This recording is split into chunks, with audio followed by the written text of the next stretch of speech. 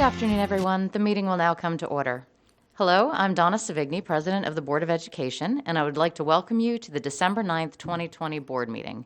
In keeping with the board's commitment to open communication with the community, this meeting is being streamed live on the CCPS website at www.carrollk12.org and broadcast live on Channel 21. We are also recording this meeting so that it can be accessed on demand on our website and broadcast throughout the month on Channel 21. This will be a hybrid meeting in which board members are present in the boardroom. However, some board members and staff will be participating virtually. Due to the COVID-19 restrictions, the public will not be able to attend the meeting apart from those who wish to speak during citizen participation. Citizen participation is scheduled on the agenda for approximately 5 p.m. and 6:30 p.m. Speakers will be allowed in the boardroom individually for the allotted 3 minutes to address the board. Citizens who wish to speak must adhere to the social distancing guidelines and safety precautions we have previously publicized in communications about public comment for this meeting. Citizens must wear a mask while in the building and also when addressing the board. For board members and staff who are participating in the virtual meeting, I would remind us all to silence our cell phones and other devices around us that the microphones may pick up. Also, we should each silence our microphones when we are not speaking. Now, please stand for the Pledge of Allegiance, followed by a moment of silence.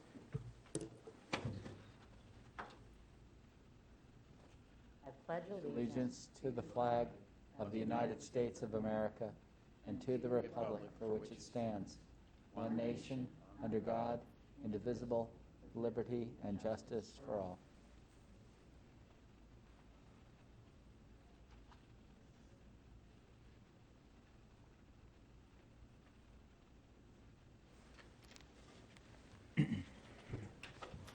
Okay, thank you, everyone. And before we get started, I will say that we took a recess out of closed session before coming into this meeting. So at the end of this open session, we will be going back into closed session again.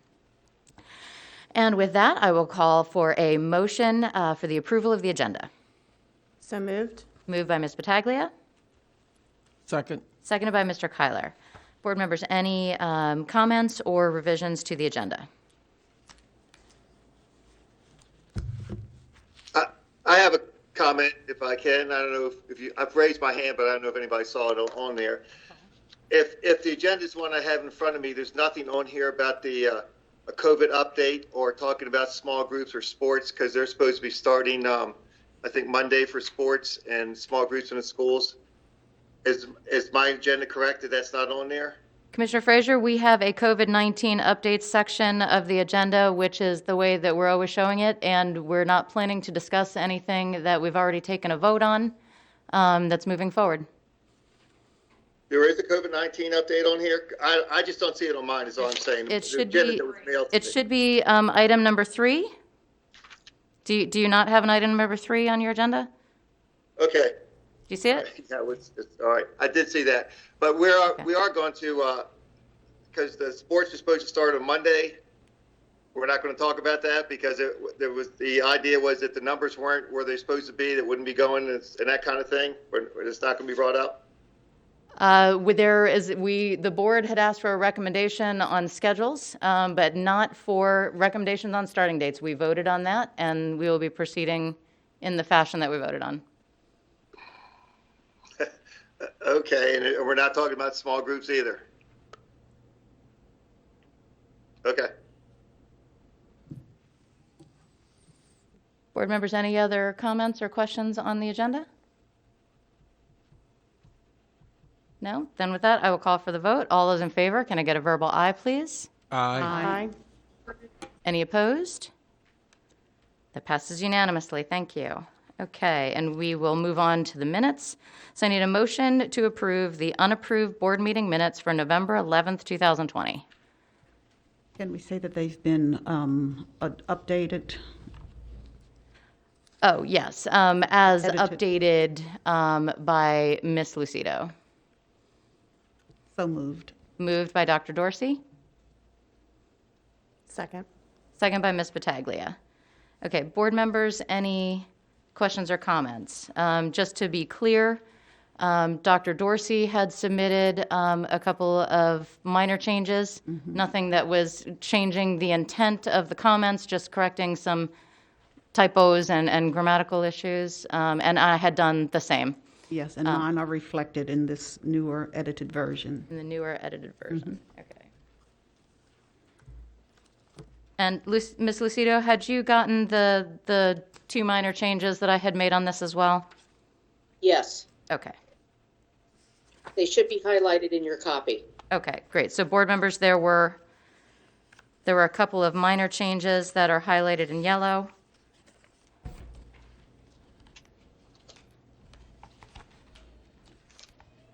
Everyone can just scroll through pretty quickly, make sure that we're good with those.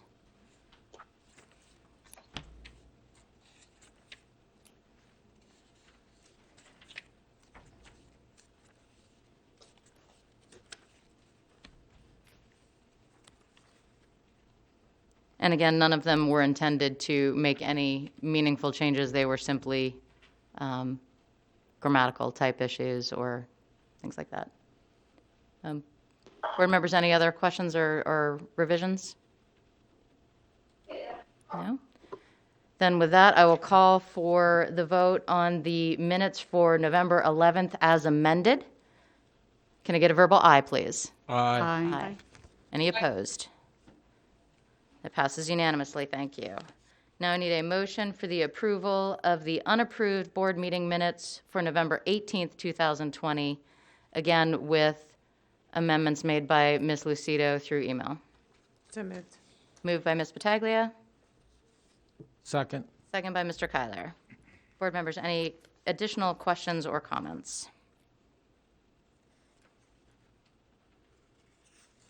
And we have the same situation here. There's some highlighted in yellow revisions that were, edits that were made. Right. And the only one, additional one that I had made with Ms. Lucido through email was on page 5, which was it had said the December 9th report card. I had asked that to be changed to the February 9th report card because that's what the documentation had recognized. So I just want to make sure that that was indeed accurate. Okay. Okay, board members, any other questions or comments on the minutes? No? Okay, then I will call for the vote on the November 18th, 2020 minutes as amended. All those in favor, can I get a verbal aye, please? Aye. Aye. Any opposed? Okay, that passes unanimously. Thank you. Okay, and now we'll move to the Carroll County Student Government Report. Miss Mystery. Hello, the CCSJ co-presidents are actually here with us today, so if I could introduce Miss Emily Kim and Miss Jamie Hahn. Welcome. Hello, I'm Jamie Hahn, and I'm one of the Carroll County co-presidents along with Emily Kim. We would just like to give a small update about what our county has been going through, and starting with that, we held a General Assembly in October that for our year's theme on mental health. We had guest speakers Jermaine Thornton and presenters from central office, county resources, and outdoor school present some workshops. Emily, want to give us some more updates? And MASC, the Maryland Association of Student Councils, which is the Maryland SGA, we had a couple students from around the county attend that, and they also had a mental health related General Assembly where they had student speakers and also different guest speakers from around the country. Currently, we're planning on just focusing on fundraising for our next CCSGA year and withholding a December General Assembly. And we also have started the Maryland Food Bank fundraiser in place of the service project that would take place in the GA. And that's been open since Thanksgiving and will be open until December 23rd, I believe. In the next coming months, we're going to be electing our new student representative on the Board of Education. And so we are working on an amendment so that we can establish how virtual elections are going to be working out. Thank you. Thank you. Thank you both so much. Thank you very much, ladies.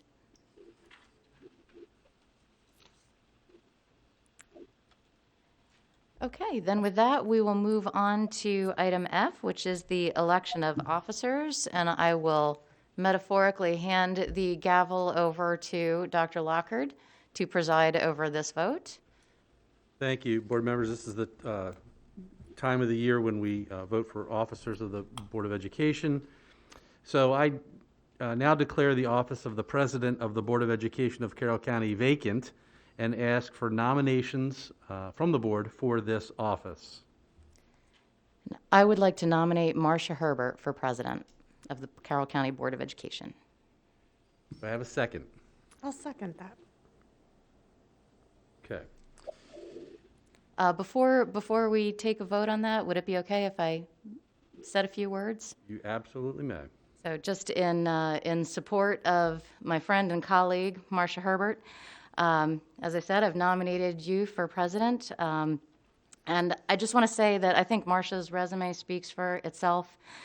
First of all, she's been an educator for over 30 years in Carroll County, and she has a deep understanding of student issues and concerns. She has admirably served on this Board of Education for 4 years, with 2 of those as vice president. She was overwhelmingly reelected in November by the community to serve another term on this board, and she has the experience, passion, and dedication required to effectively take on this leadership role. And with that, I am proud and honored to nominate you, Marcia.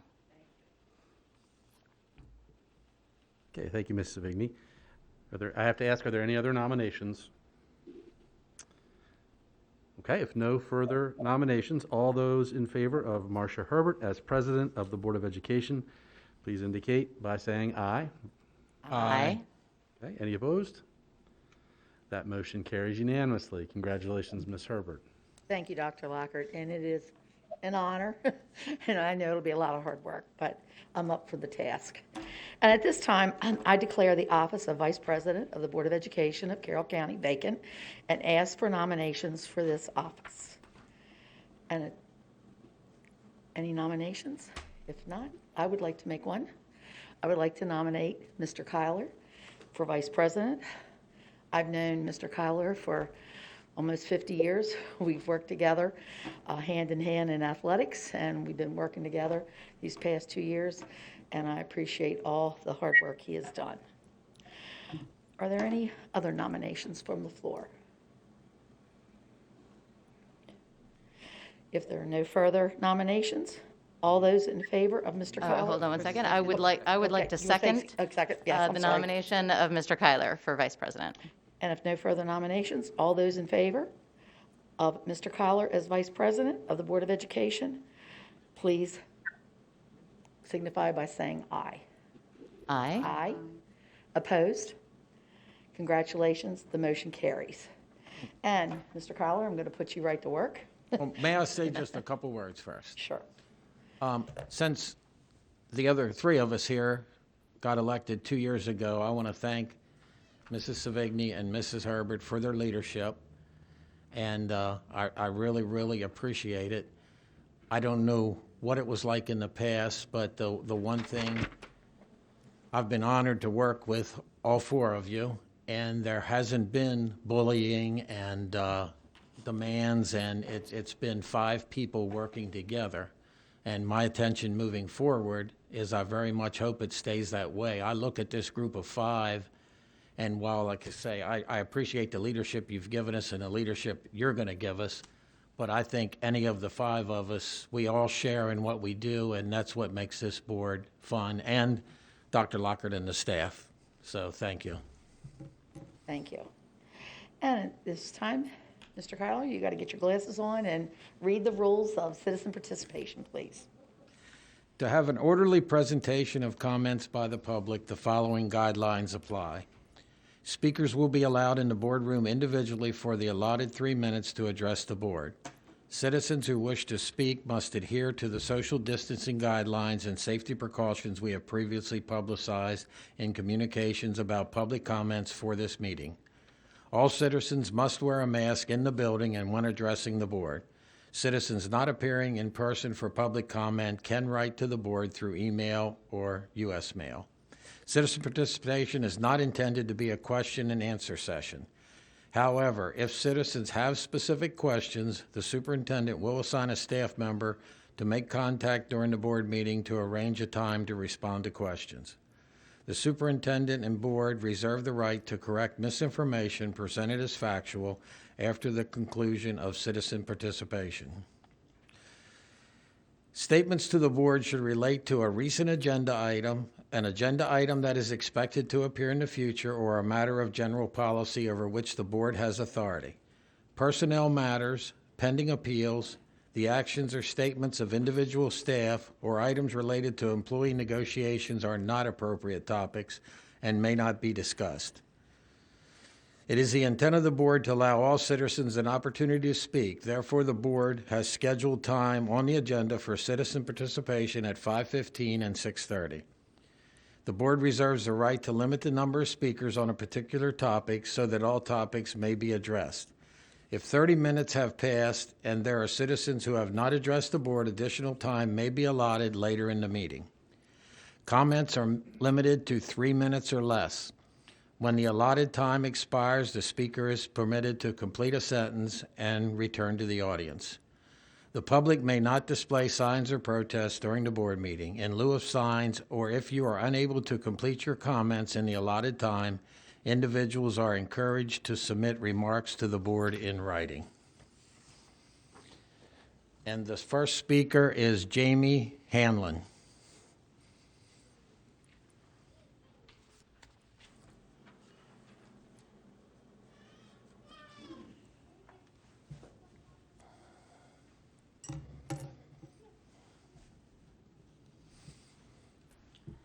Good evening. I don't know everybody's name here, so I can't address everybody by name. My apologies. We're actually new to the area. We moved here in May. We actually been trying to move here for a couple of years, mostly because of the school system. We're moving here from Montgomery County. We have sought out a school system much like this, obviously for 2 years, and finally sorry about touching that, but there was an accident. We're finally able to make the move, and so we're very saddened to see that our children are not being able to actually get any benefit from this school system that we've heard so much about. That's so great and so wonderful. I can't say that I still have lots of friends in Montgomery County who, as you know, have been virtual since the very beginning. And I could tell you the struggles that both my friends here in Carroll County that I have, between just meeting people. I also coach football. So between those parents and the children that I see on a personal basis, the struggles that, and the impact that it's having on the children on being all virtual it's drastic. During the few weeks when we were in a hybrid model, again, I coached football, I was able to see the difference in my players. I was able to see them more engaged. I was able to see them more excited. I saw some fire in their eye for the first time in a long time. And it's just a testament to their ability to be around other children, to actually, they were complaining all the time that they were tired from being in front of a computer all the time. By the time they got to practice, they were drained from the day. And it made me really saddened to see that these are 5, 6, 7, 8-year-olds who are being in front of a computer to the point where they can't participate in something as simple as a 2-hour football practice. I do have a child in special, we were forced into a situation of having to have 2 children into private school, but I do have one here in Carroll County as a special needs student. I do thank you very much for allowing his program to continue rather. I will say that the difference that I saw between him being in person and virtual is dramatic. Before going back to a hybrid, he was soiling himself on a daily basis. He no longer does that. He was not engaging with other people. He's now smiling, he's reaching out. The difference is an absolute 180. And while I definitely appreciate you keeping my child in his special education program, I would imagine that every other parent that has their child in other levels of school have experienced the same thing. And I want the children to be able to excel and exceed here. And we do look forward to participating even further in the public schools once they open up. And again, it's the whole reason why we moved here. And so I really hope that you can see to it to allow the children to be back in school as much as possible while following the guidelines in place. Perfect timing. Thank you. Take care. Thank you. Coming tonight. Billy Gorman.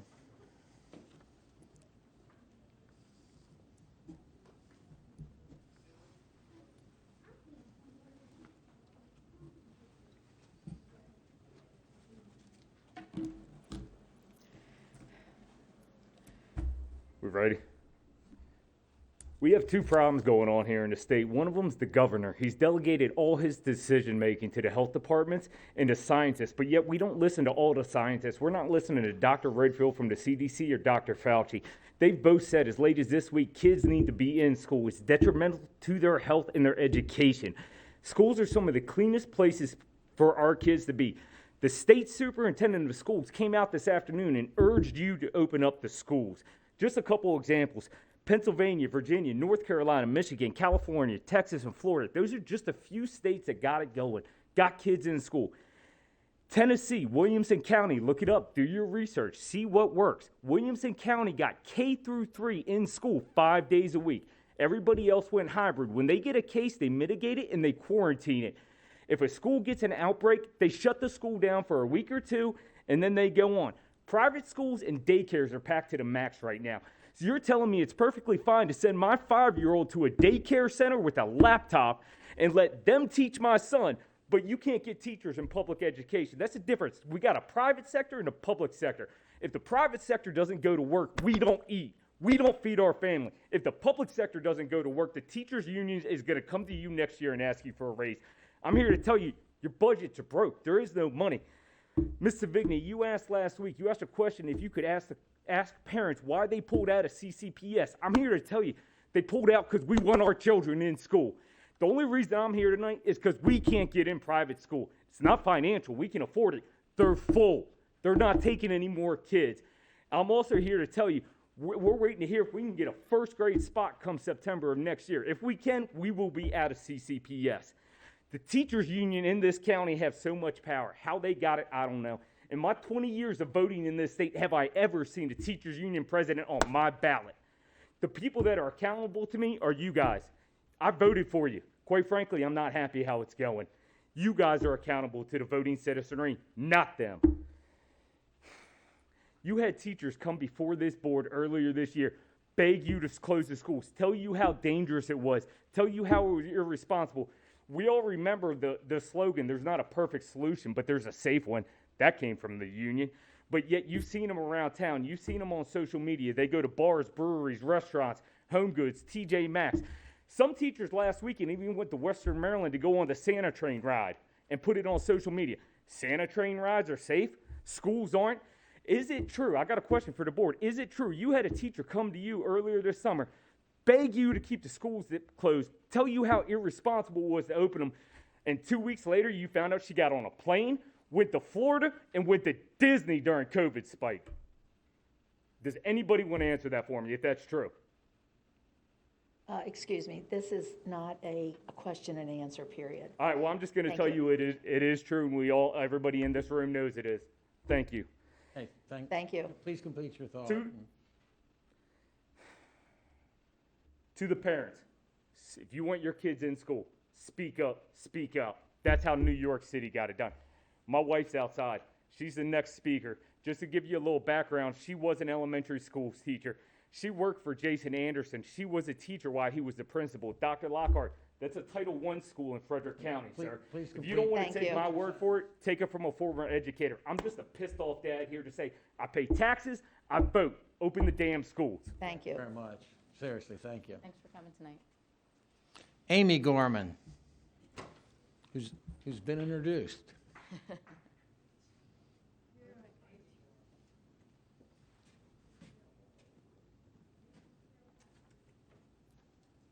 So I'm here to give you a glimpse. And if I get emotional, I'm sorry. My day with a kindergarten student at home. He has 30 minutes of ELA whole group, 20 minutes ELA small group, 30 minutes math whole group, 20 minutes math small group, 20 minutes science social studies, and 1 hour of specials. That equates to 3 hours and 20 minutes in front of a screen.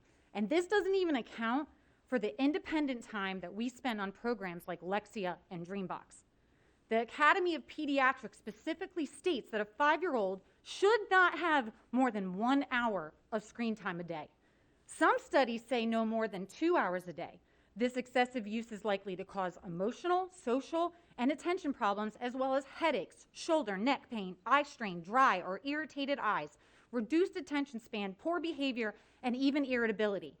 We've surpassed this with our daily schedule, And guess whose child is exhibiting all those things I've just listed above? Ours. An in-person education is the foremost and basic right of every child. I'm specifically talking here about primary years, K through 4, because that's my experience. But those are the first steps where our children develop their character traits. Teachers spend their days building children's confidence, which leads to motivation and a love of learning. They interact by singing, playing, dancing, and drawing. All things that develop social, cognitive, cultural, emotional, fine motor, and physical skills. As much as we want to believe that these things can happen behind a computer screen, they can't, and they don't. This isn't a backhanded comment to the teachers who genuinely are trying and working tirelessly to make it work, but it's fact. In just the few short weeks that we had in person twice a week with our kindergarten teacher, these were the best weeks that our child had. Not only did I see his love of learning grow, but I saw a boy who became motivated to learn. I saw his gains in his assessments, and I want to thank his teacher, Miss Snowden, for that. He wasn't stressed sitting in front of a computer with strangers because quite frankly, a kindergarten student, he didn't know any of those kids, and he didn't know his teacher. That small glimpse of what real school was like gave him joy, and it gave me hope. I'm going to skip over this because I'm running out of time. Please don't be mistaken. I'm standing here today because my desire to get my son in school is not because I refuse to raise my child. I'm tired of hearing that BS comment out of people's mouths. It's actually quite the opposite. Since becoming a mother, all I've ever wanted was for our son to develop a love for school and remember his early kindergarten and primary years as I have more than 30 years later. I even turned our house upside down so I could create him a space, a learning space that mimics a typical elementary room. But I know damn well what his teacher can do for him, I can't. And I hold a degree in elementary special ed.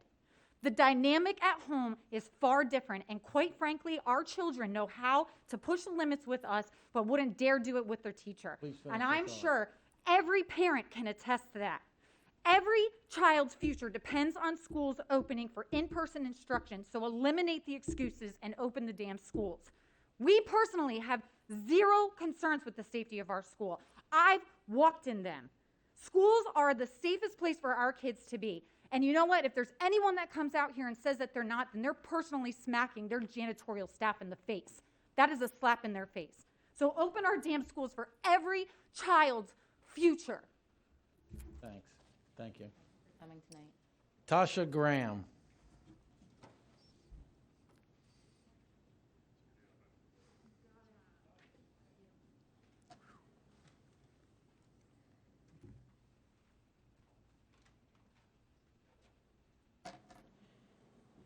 Good evening. My name is Tasha Graham. I'm a parent of 4, 3 of which are enrolled in Carroll County Public Schools currently. And I'm also assisting a family member who needs help and is struggling greatly. I'm here to urge you all to return our children to the normal schooling and throw out the garbage you have handed them called virtual learning. The path we are currently on is producing ill-equipped children and learning environment that's on its last leg. You're no longer giving them the best of the best or the greatest chances to succeed and become the next leaders of our country. There are little options to show how virtual learning is becoming effective for our children. You're throwing out apps upon apps and screen time upon screen time that is detrimental. That's common sense. We all know this. I'm no longer the parent that understood, that had faith, that had understanding that the people in this community and our teachers and the board and the union had our children's back. I'm pissed. My kids deserve better. We pay taxes for better. And yet I'm the teacher? Where's my paycheck? No, I get the screaming child. I get the fits of rage. I get the child that has ADHD and cannot compute half of what is being taught to him. The financial burden also needs to be addressed. The amount of money I have to fork out to have these children tutored to keep them at a basic level is the equivalent to a mortgage payment, people. I am a one-income household. That's not okay. Here we are paying taxes and we're getting nothing. But just, hey, figure it out. These teachers, a lot of them are great, and I commend them and I'm appreciative. That's wonderful. But a lot are backing out and abandoning our children. And yet we, as parents, have to run around and find that childcare because the schedule's changed again. And the 2 days that we had are now gone. And we have to beg our bosses, please don't fire us. I thought we had this covered. I thought we were done, and we're not. My kindergartner. Please finish your thought. I know, it's emotional, I know. It is. And you know what? We need to be heard, and I'm going to be heard, okay? My kindergartner, okay, that's 7-year-old, is exhibiting anxiety because of these circumstances. Do you know what mental health does to our children? And this starts forming now. Where does that lead? Depression, anxiety, alcoholism, drug abuse, dropping out of schools. Okay, please finish. I'm not, okay? I'm not done. Excuse me, If time's up. changes aren't made immediately, Carrie, can you the go to long-term effects are going to be Thank you. substantial. You need to all realize what you're doing Thank you. and start taking our children into account.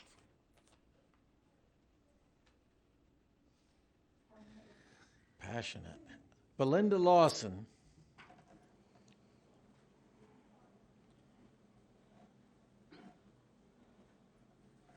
Good evening, everyone.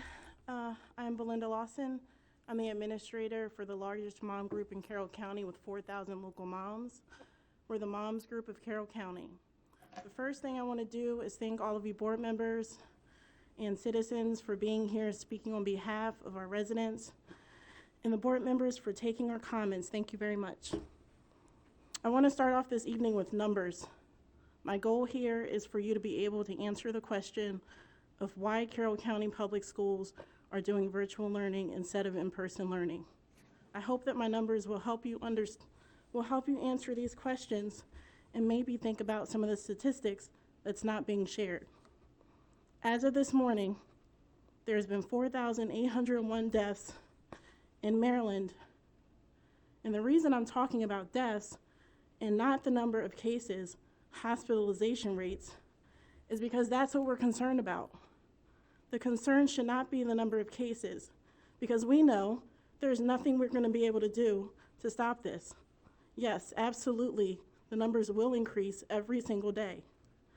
It's impossible for them to decrease. So why are we basing our in-person learning on cases when we know for a fact this number will increase every single hour of every single day? We should be focusing on the number of fatalities, because technically any of our children, staff members, or residents can die from any number of diseases at any given time. So this is about COVID deaths. Then let's talk about COVID deaths. The positivity rate in Maryland as of today is 7.74%, with again 4,801 number of deaths.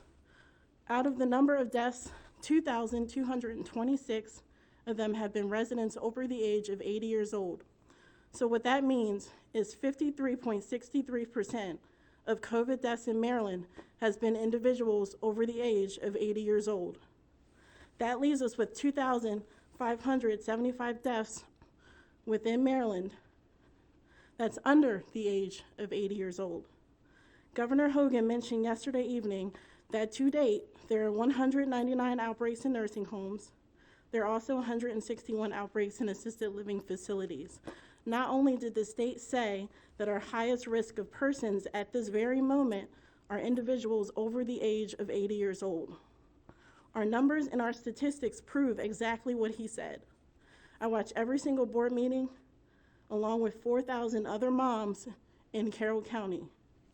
We watch you discuss a 5% positivity rate and make your decisions based on the 5% positivity rate. However, CDC guidelines shows our 7.74% positivity rate currently is within a moderate risk of transmission in schools. Finish your thoughts. Okay. Why is the state of Maryland not going off CDC guidelines? Why is the state of Maryland ignoring Superintendent Salmon? Why is the state ignoring our top infectious disease expert, Dr. Fauci? Why is the Board of Education ignoring Governor Hogan's recommendations? Thank you. These kids are suffering on a psychological level each and every day. I'm here to speak on behalf of them. I want them to know that we're thinking about them. I know they're healthy.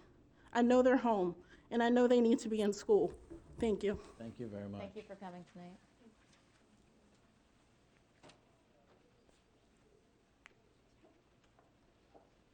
Shannon, and please say your last name for me. Hinkhouse. Yes. I'd have German. I'd about had it. Good evening, everybody. I'm here tonight to advocate for the full opening of the Career and Tech Center.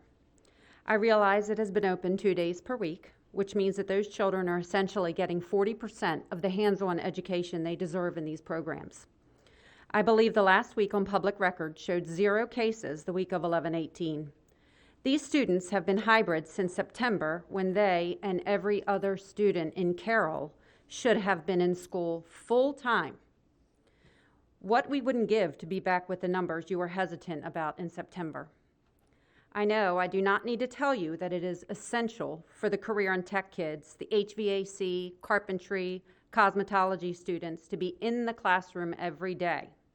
I won't elaborate. You understand the limitations Zoom presents in the trades. It cannot be done well, and my heart breaks for the kids who have been robbed of their full year of hands-on learning. My son is scheduled to attend this spring, and I do not want him to suffer the same fate. I would like to switch gears and address metrics for a moment. You are likely aware that the guidelines in place dictated by the state are more restrictive than our neighboring states. I have brought copies showing the metrics used by other states for your reference. Take Delaware, for example. Minimal to moderate spread falls in the range of 5 to 100 cases per 100,000 and a positivity rate of 1 to 8%. If adopted in Maryland, these metrics would allow us to be open now and with a spike to close later. I am pressuring MSDE to reevaluate these metrics, as should you.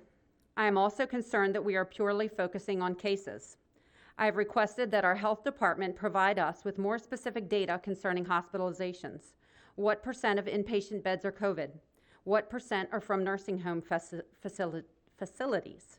How many beds do we have now, and what overflow beds have been prepared? I believe we need to question all data and really think about how having our kids in school is or is not causing our hospital to be overwhelmed. Because at the end of the day, the goal is to keep the hospital functioning. I am asking you to give us our freedom back to make our own decisions about our children's education. In Pennsylvania, parents were given the choice as to how their child attends school, and that should be done here as well. This virus is not going away, and a vaccine is not going to solve all of our problems. We have to learn how to live in a world where COVID exists. Please show us that you are committed to opening our schools, for you have not done so to date. And I have to personally note, I have to thank you for letting the athletes play. That's very important, and I'm glad that you at least made that decision. So I have some. You just lay it on the table. Okay. If you have info, we will see it laid on the table. Thank you very much. Thank you for coming tonight. And that is the end of the citizen participation. Two employees. Employee.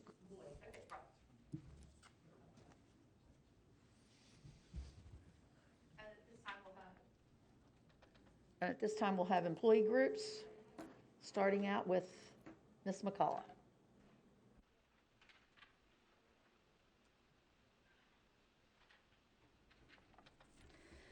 Good evening, Superintendent Lockhart, members of the Board of Education, and Commissioner Frazier. Congratulations. And Commissioner Boucher is the one. Oh, hey, Commissioner Boucher, welcome. Congratulations to Mrs. Herbert and Mr. Kyler for your newly elected positions. I'm Teresa Basler McCullough, President of the Carroll County Education Association, who represents the dedicated, hardworking teachers, counselors, RNs, speech language therapists, OTs, PTs, who make a difference each day in all learning environments. I am applying the elementary touch once again for my report.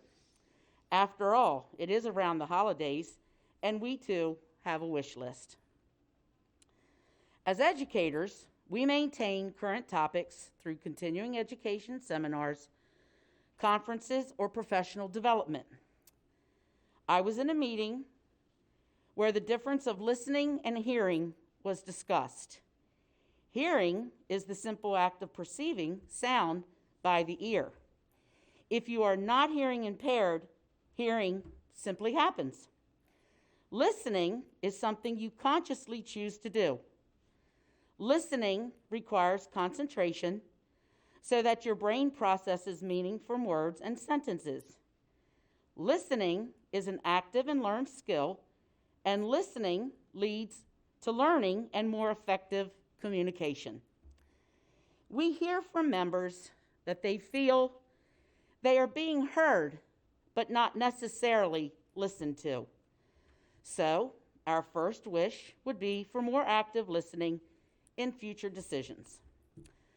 All educators want to be with their students when it is safe. Let me be clear. I realize there are educators that are comfortable being in schools, and we don't want to discourage those members from continuing to report physically. However, CCEA's priority, other than providing a solid education for our students, is the safety of our members. We are also aware that specialized programs have been in session since the summer. However, the COVID numbers have reached dangerous levels, and we are extremely concerned for those employees who weren't given a choice and are mandated to report to schools when all other educators have the option. Many of the members in these programs have shared that morale is very low, and we have seen the word expendable far too often. We totally understand that students have IEP goals, but the safety and risk delivering these goals remain questionable. Perhaps a more direct and solid answer about safety will be offered this evening. Our second holiday wish is for those employees to have a choice in where they deliver instruction. The third and final wish is to maintain consistency. Any solid program or plan needs that continuity to be successful. 2 weeks here, 2 weeks there, that is simply not fair to students, parents, and educators, nor is good for an academic program. We understand that there are many different perspectives to use to weigh in your decision making, and we have faith that you will help us move forward together. May your holiday end the present year on a cheerful note and make way for a fresh and bright new year. Thank you. Thank you. Thanks for coming tonight, Teresa. Thanks.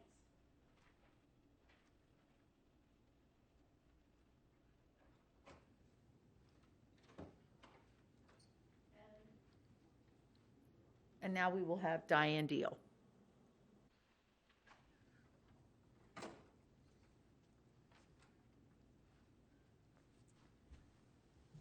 Good evening, Dr. Lockhart, board members, Commissioner Frazier, and I understand Commissioner Boucher is with us too.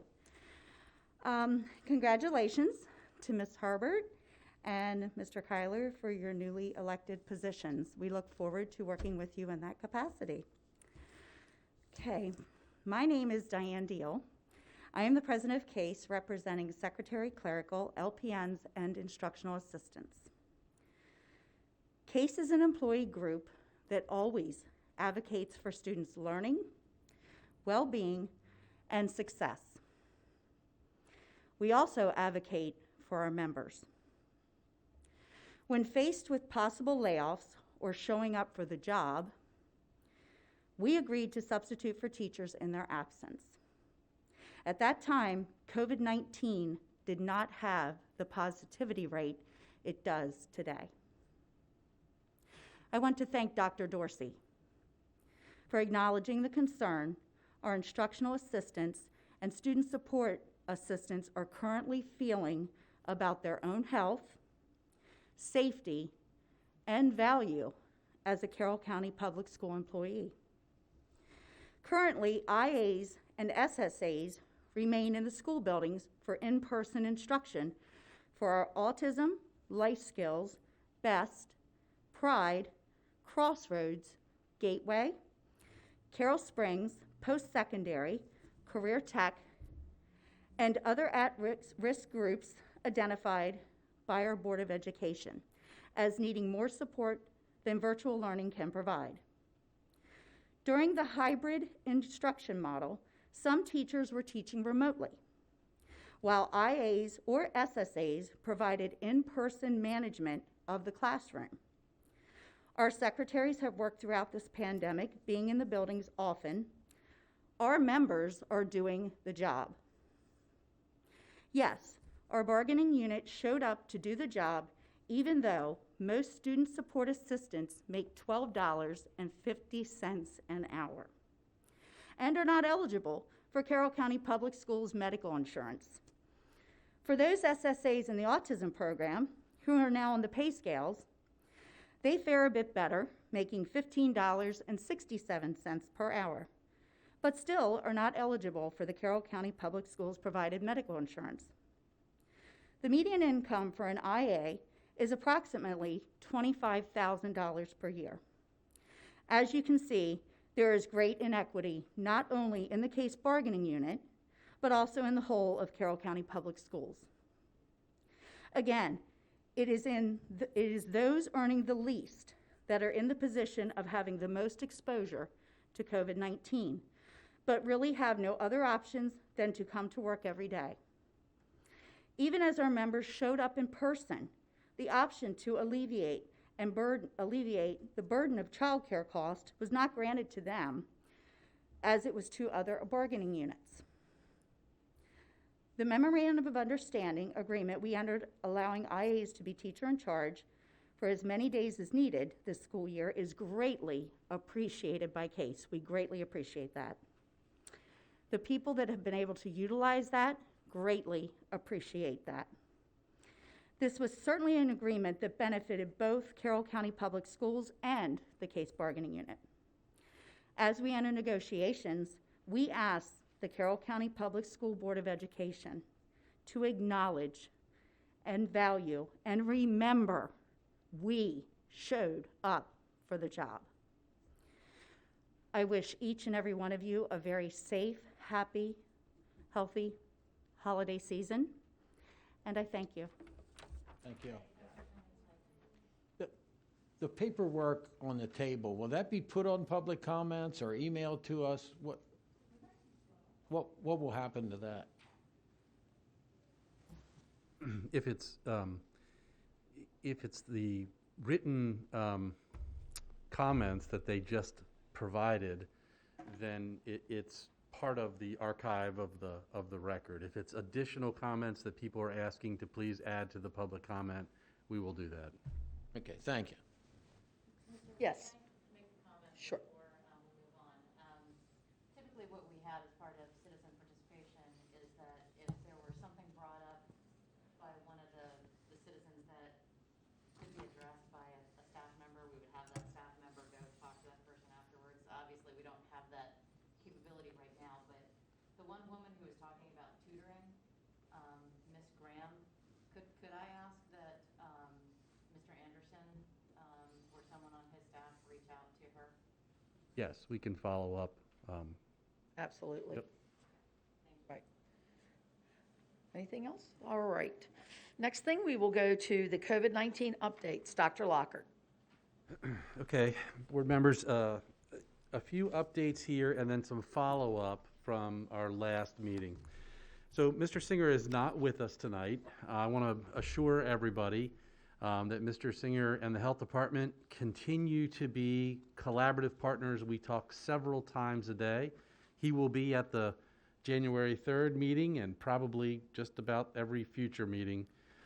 He is not with us this evening. We do have, as he's always provided us, his updated metrics from the previous week. I am not going to try to be Ed Singer tonight and provide all the health department commentary. I did want to share with the public that we are constantly monitoring this data. He provides it on a daily and then a weekly update for board meetings.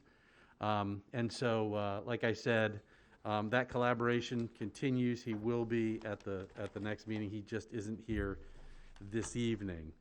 And I was only going to provide a couple of highlights from this data, and then board members, you can do what you want to with the data in terms of questions you might have. I don't know how well I'd be able to answer some of those questions. I'll do my best. And then I know we have some COVID-19 update follow-up from the previous meeting that we want to get to. So if you could go to the next slide. Typically, the things that we expressed interest in are the total cases per week, and there you can see these numbers are not in the place where we would like them to be and continue to go up. I'm not going to go through all of these. I think the graphs speak for themselves. We had been paying attention to positivity rate and number of cases per 100,000. So that data speaks for itself. If you could go to the next slide, we're also taking a look at it graphed this way in terms of the cases per week in Carroll County for the total population, and in terms of the total cases per week. We've been tracking that really since the beginning. And you can see again, at a slight downtick the previous time, but then a significant uptick there. And I will stop at the next slide. I'll stop there, and then I'll turn to board members if you want any additional information here. And again, this is the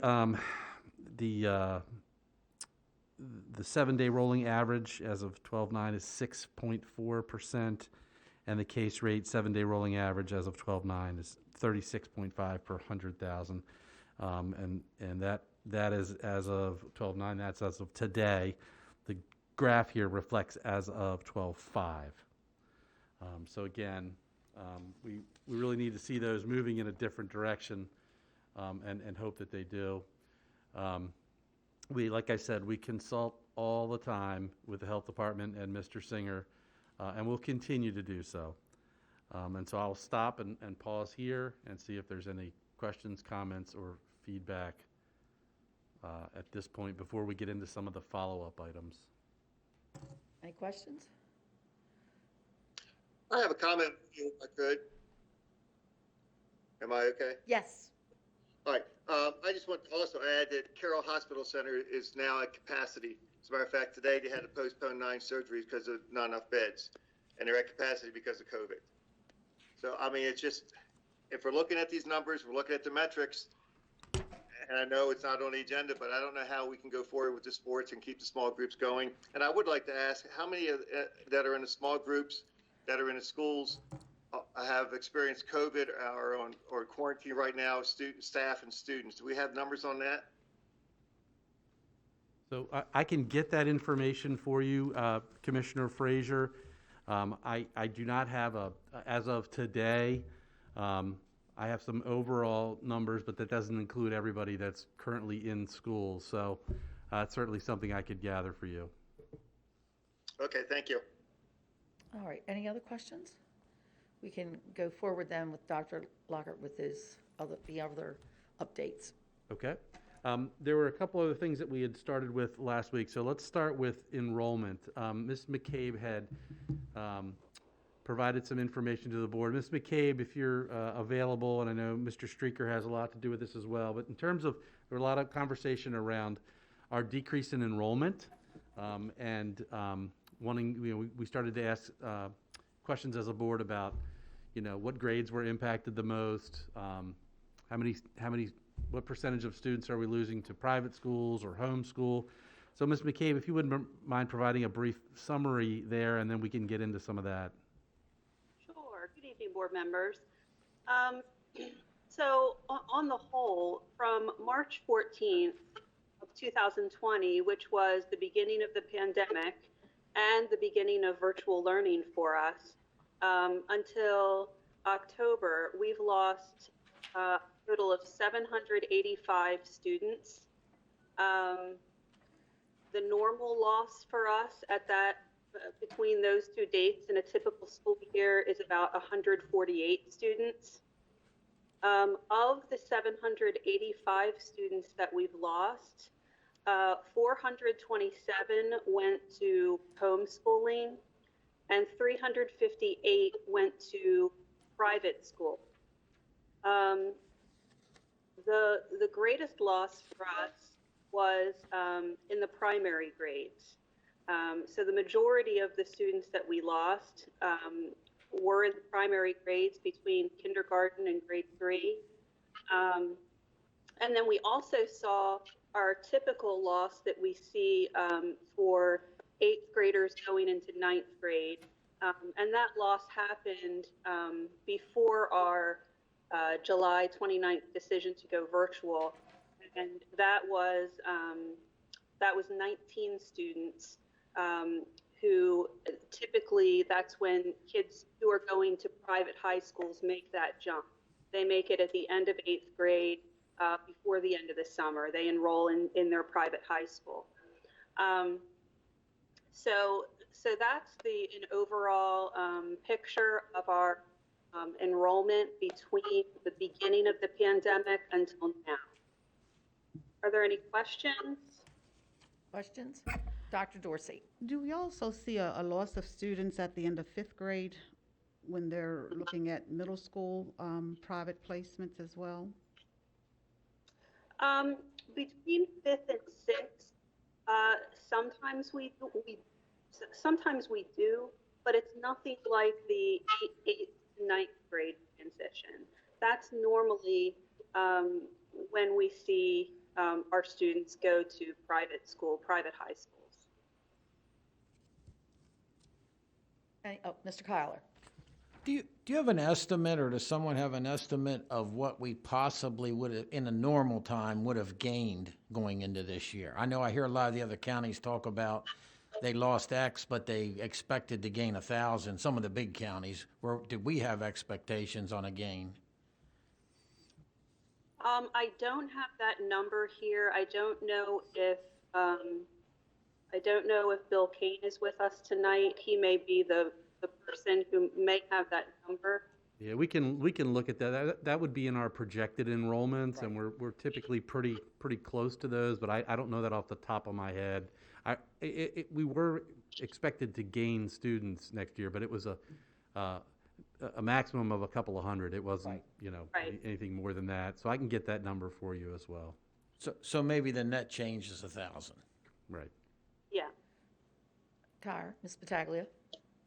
So last night there was actually a news report regarding loss of students in individual counties, and the Howard County Superintendent had spoke about how they've lost 1,500. So this is statewide. It's not just Carroll. It is statewide that it is an issue, because we have seen a couple of things that, some emails that regarding the concerns of losing students. So, it started from the spring to even leading up to now. So it's something we do have to keep in the back of our minds.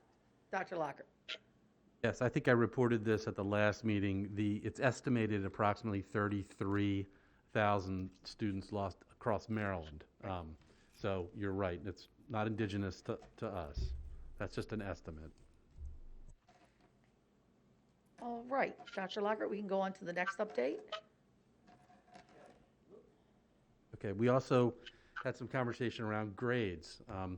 And I don't think anybody in here, sadly, is surprised by the fact that we're seeing more students struggling. And that is reflected in the grades. You're seeing this, and again, not that this makes this any better or makes it any more acceptable, but you're seeing it all over the country, and we're hearing about it in nearby systems as well. Mr. Anderson has provided data to you. He can provide a 30,000 foot on that, but we also have the directors for each level ready to speak to that as well. Yeah, good evening, board members, Commissioner Boucher, Commissioner Frazier. Dr. Lockhart, as you know, board members, I shared with you a very high-level look illustration of student performance as it related to letter grades, and I provided you that at the end of last week. I wanted to let you know that we have been working closely with the schools, providing the information, and we've actually broken down, as you've seen, and we've illustrated the actual student performance as it relates to each individual school. I do want to go ahead and remind everyone that the data that I shared with you all, again, was not the number of students, but the actual letter grades of the student performance. And so, not that that makes anything better, but it does put things a little bit more in perspective. I also wanted to let you all know that if you wanted additional information as it relates to not only specific schools, but student demographics, we have that information as well. And I also wanted just to provide some insight that, interestingly enough, where we're seeing some of the largest struggles are with our academic level students. And that's something where I think we're hearing loud and clear from our community that's where additional support is needed. Ms. Herbert, I think you've mentioned that in the past as well, is those students that are in the middle of the road.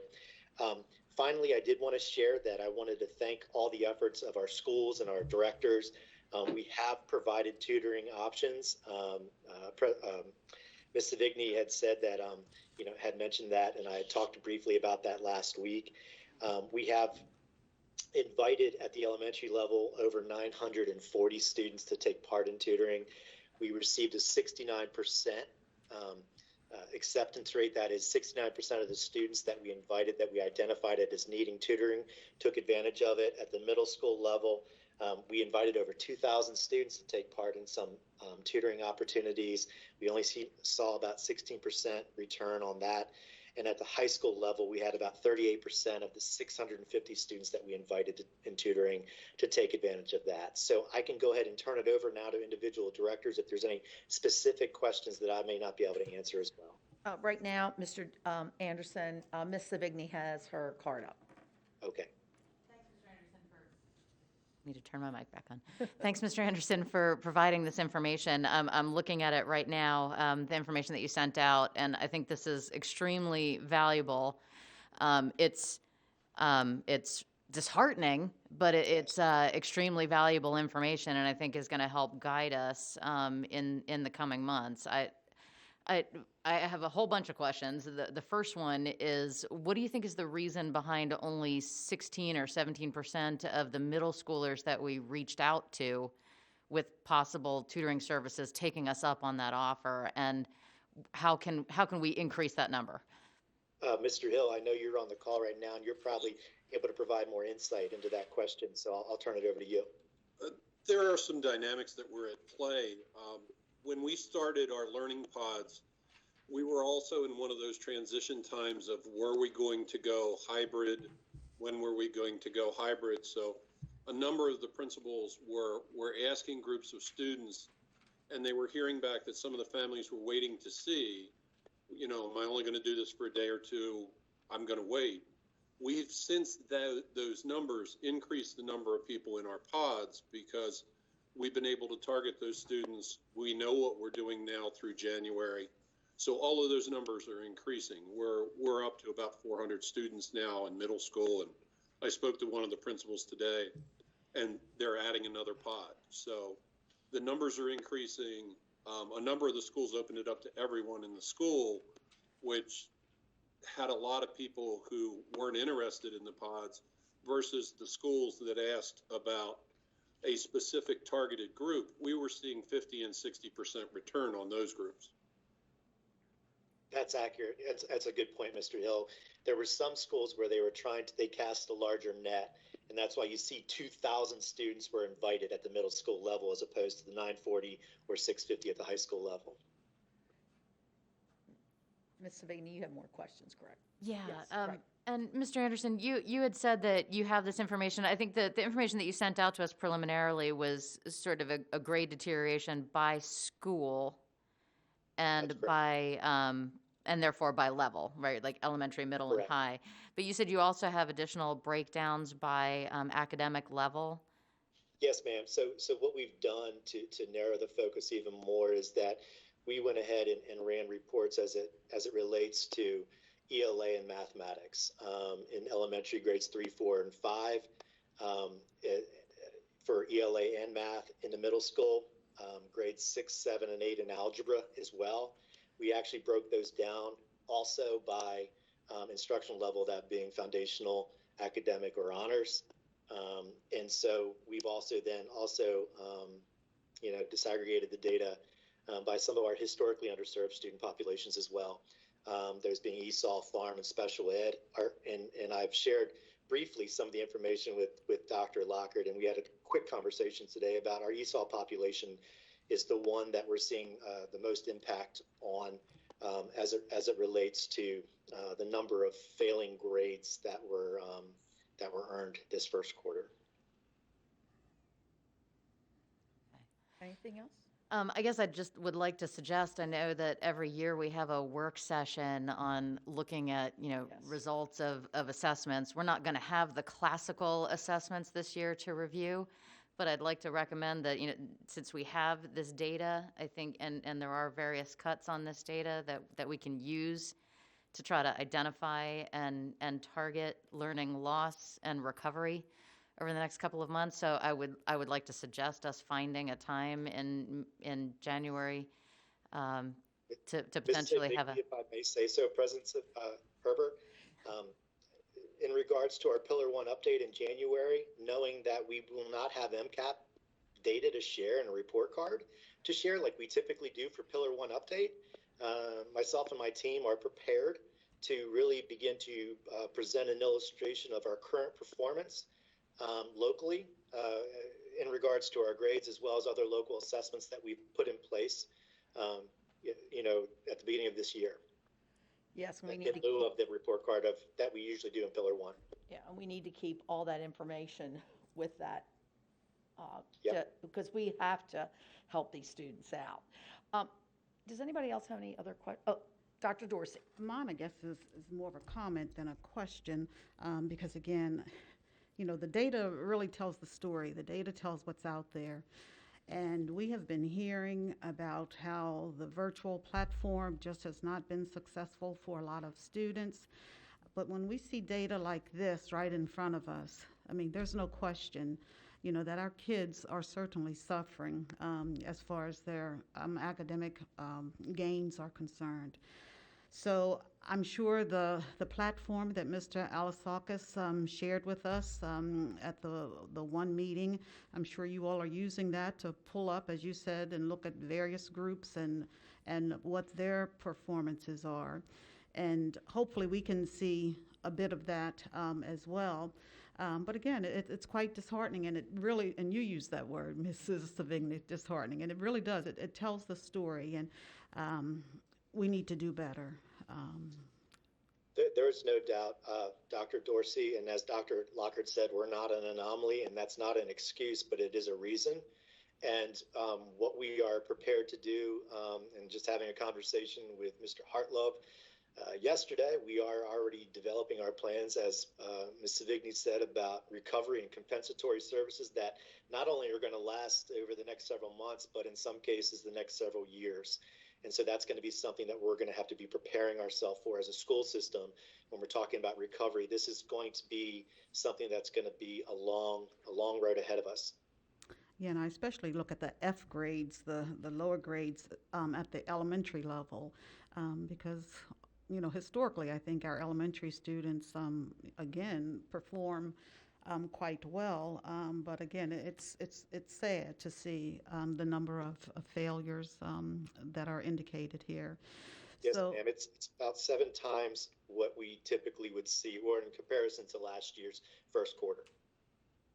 Okay, Mr. Kyler, I saw you had your card up, and then we'll get back Yeah. to Donna. Yes, I'll finish up. and like everybody's mentioned, it's not just us, so, and again, I'm biased, Carroll County is normally ahead of the rest, and we gotta stay there, but hopefully, there's stuff coming down from the state and maybe even higher levels to the state. Like, I look at the high school ones, and I was talking to somebody the other day, and I felt stupid for not knowing it, but evidently, if you want to join the armed services now, you have to have graduated from high school. A GED isn't good enough, and like back when I was that young, you could get that in the Army.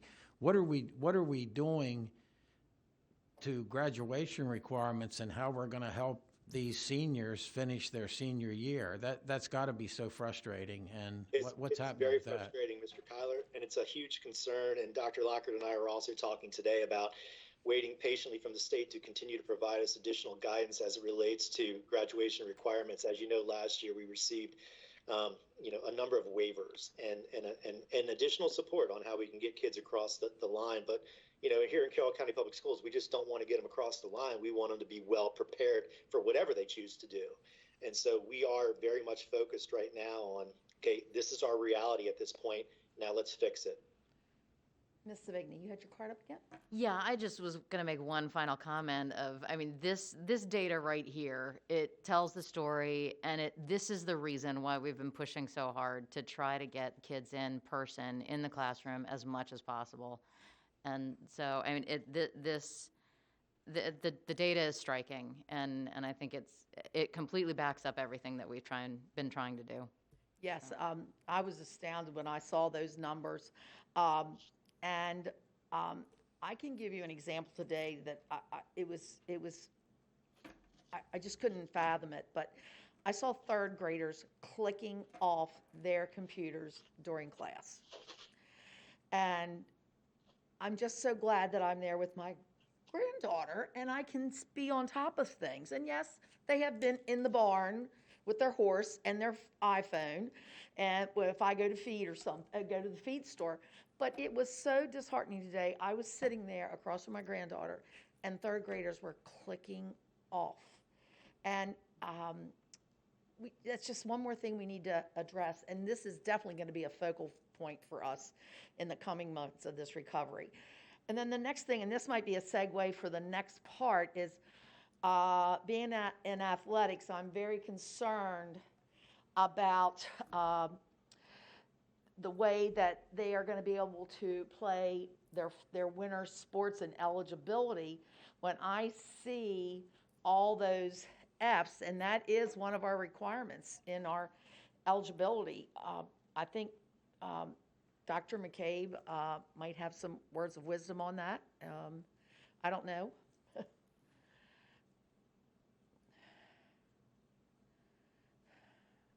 I'm sorry, Ms. Herbert, words of wisdom regarding Eligibility. I'm just very concerned about that. I think we might need to look at that again. Yes, certainly.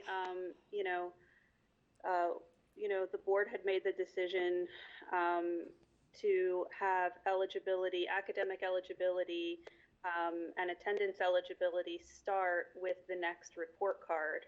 And that eligibility being a 2.0 grade point average and no Fs. We all know that, there's a difference between first quarter and second quarter, and second quarter is historically more rigorous than first quarter. And so, we have a challenge ahead of us. Right. We have the challenge, the teachers, the students all have the challenge of facing more rigorous content in second quarter, and finding the right balance of support to earn the grades that are going to get them to be eligible. So yes, that's something that we can certainly look at. We can whenever you would like to have that discussion, we can have that discussion about eligibility for spring and fall sports. Thank you. Sure. Dr. Lockert. Well, just to follow up on that, I would like, if we can, each of the directors, so to this point, we're making sure we have some strategies in place to support our students. So could we, Mr. Wernick, Mr. Hill, Mr. King, if you could just provide a broad summary of that for the board and our public. Good evening, board members and commissioners. As we continue to review the various data metrics that we have within our schools, we do see a glimmer that some students are actually, have some success with the virtual setting, but we see that many students are also struggling. Administrators, teachers, school staff, they're continuously reviewing and discussing the data points, including assessments, which could be our formal benchmarks that students will be taking in the near future, as well as, end of unit test, their assignments, their grades, and they're really identifying measures to support students. They're meeting still with their SST, student support teams. Their grade level teams are meeting. They have kid talking teams that are still reviewing the data regularly to put names with faces within their schools and to address any of the gaps that they're seeing. Administrators, teachers, and counselors continue to reach out to individual students and families who are not engaged. We talk about engagement, and students may not be, using their camera, but staff is reaching out to those students. Students who continuously struggle, we've opened up learning pods, and we have 239 elementary school students out of 285 invited attending those pods. We also, as Mr. Anderson said, we have about 641 of our students actively participating in our tutoring sessions, which is great. Along with that, we have our permanent subs, we have our primary interventionist, and we have our teachers who are teaching AEL, supporting students during the day in small intervention groups. As we continue and we see that students are struggling, we're reaching out, trying to have rewards within our school system or within our individual schools to support either classes that are all engaged or support individual students. We also are trying to really look at flexible grouping models to support students who may be struggling, but also who may need enriched. As we continue, we're trying to really get the word out to parents through newsletters and so forth, to really have them communicate with the school, to have them engage with their students within their grades and activities, and to continue to look for ways that they may need support by reaching out to the school, reaching out to the individual teachers. And at the middle school level, we take a multi-tiered approach. We're presently looking at and identifying through all of the data, the students who are struggling. Schools have already put in what we've always had in place, which is an academic recovery program. All of those students who have failing grades, who are struggling, are getting individualized packets. Some schools have even gone to paper and pencil to help them to have a different medium. They're extending the time that the students have to complete those packets to be able to recover the grade and get it back up to a passing grade. One of the other levels that we hit is the tutoring and the support. Those are after school and during the day at the extended times when we can use that tutoring money and target those students, getting them in and having multiple opportunities for them to get individualized instruction and learning so that we avoid that grade struggle. The learning pods, which we've just started to establish, we have 364 students in it presently. That gives an opportunity for actually bringing the child into school. And we've been doing that 2 days, 4 days for some students, and being able to direct our instruction to have that opportunity to get them engaged in learning. One of the things that's occurring in the learning pods is while our IAs are running the pods and helping with that support, counselors, teachers, ESOL, all of the available pieces that they've been missing at home are able to be there and supplied to those students to help to target our really struggling learners. We look to expand that to more students. One of the things that I noticed and have been talking to a number of parents about is We have our honor students who may not be getting an F, but their grades have dropped below the expectation we would have for our highest performing students. We need to target those students as well and work with them. There's a massive effort for communication to try to work with parents, identify the personal problems and the situations the kids are having. Some of those issues are not just academic, they're learning style, they're personal issues where the students need support. That's where our counselors, our PPWs, and our other support are coming in. So the biggest issue that I see is being able to get all of those services to students. And the first line is that teacher in the classroom, early identification of the need, early networking to bring all of the resources in play. There's a big communication effort that we're making to reach out and find those needs and to try to make every student successful. I mean, this is an ongoing battle we've always had. We've always had students with failing grades. We've got a bigger battle right now, and we just need to keep attacking.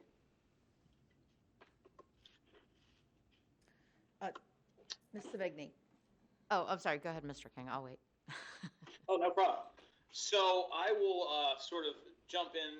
Mr. Anderson covered our tutoring numbers. At all the high schools in any given day, we have from 30 to about 50 students coming in for the learning pods. There's a few different models. At like Liberty High School, if your teacher is working in the building, you're able to go sit in their class. And at many other high schools, teachers that are there will come down and meet with you, and or they're coming in for some special time with on the Google Meets. So there are a lot of teachers reaching out to the students, as well as, of course, the other staff that are there supporting the pods. I also wanted to highlight some of the things that are have just developed even since the last time we all met. Like South Carroll is doing what they call a celebration lunch. So as students raised their grades, and they had one young man that went from 4 Fs to 2 Cs and 2 Ds, they sent a pizza to his home. He had a celebration lunch with his parents, which they took pictures of and texted back to Miss Doherty. So they're trying to bridge that gap between the physical in-person learning and the students that are doing the virtual learning, and starting to have some success through one of the many different outreaches while home. All the schools have also really put a lot of time and effort into recently adopting almost all the students that are struggling with a caseload. We're all familiar with the IEP process, where you have a case manager and an individual plan, and schools are really doing many versions of that for students that are struggling, whose grades have dropped or have Ds and Fs, so that some adult in that school is making almost constant contact between phone calls and emails to try to figure out, because there have been students that weren't able or chose not to accept an invitation to a pod. They're trying to find other ways to help them improve their grades, and looking for anything that will create that success. Most of the SIT teams, the ILTs that the staff are on now, are completely focused on academic recovery. They're having teachers share best practices, because as we've seen in the data that Mr. Anderson provided, there are classes and there are teachers with more A's and B's than last year. So what's their key to success? So instead of the big PDs that maybe we would do in a normal year, these are constant, and it's a teacher in front of maybe the entire staff or the SIT team presenting what is working for them and how they're connecting with their students. And there have been some other things. Winters Mill made the Q1 basement 55%.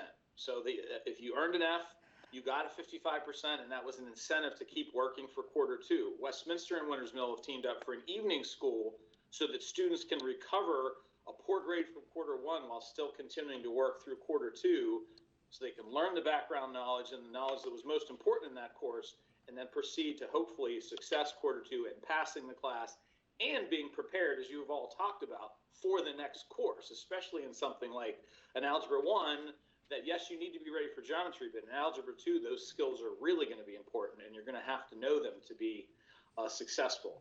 And then in some schools, they're also trying to do a lot of positive reinforcement for students and staff. There's a school with a senior class recognizes a teacher on almost a weekly basis with a senior shout out, and they put it on Facebook, they put it on Instagram, and there's a school-wide email. And so it's sort of showing some positivity between the students and the staff and vice versa, because we all know this is challenging in so many ways. So those are some of the targeted things, besides all the things that I've sort of spoken to you guys about before. and that we're all doing K through 12. Okay. Ms. Savini, did you have a question? Oh, I was just going to say, I mean, I applaud everyone for the efforts that they're putting in, and none of my comments are meant in any way to be a dig on that. I mean, I know that people are really digging in and trying to do the absolute best they can for our students, and it's not a dig on teachers, it's not a dig on staff. It's simply the fact that our kids struggle with learning in a virtual model. I mean, that's what the data is telling us. And I think that we have to keep this data in front of us, and it has to factor into the decisions that we're making in the very near future. So again, I applaud everyone for all their efforts, because I know everyone is doing their darndest to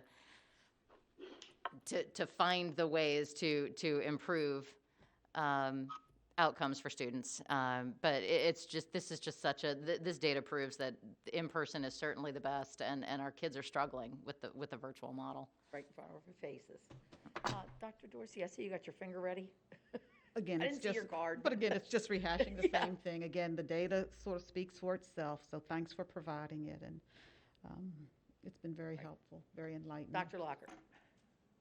Okay, board members, another item, last one, and then we'll get to Mr. Duffy.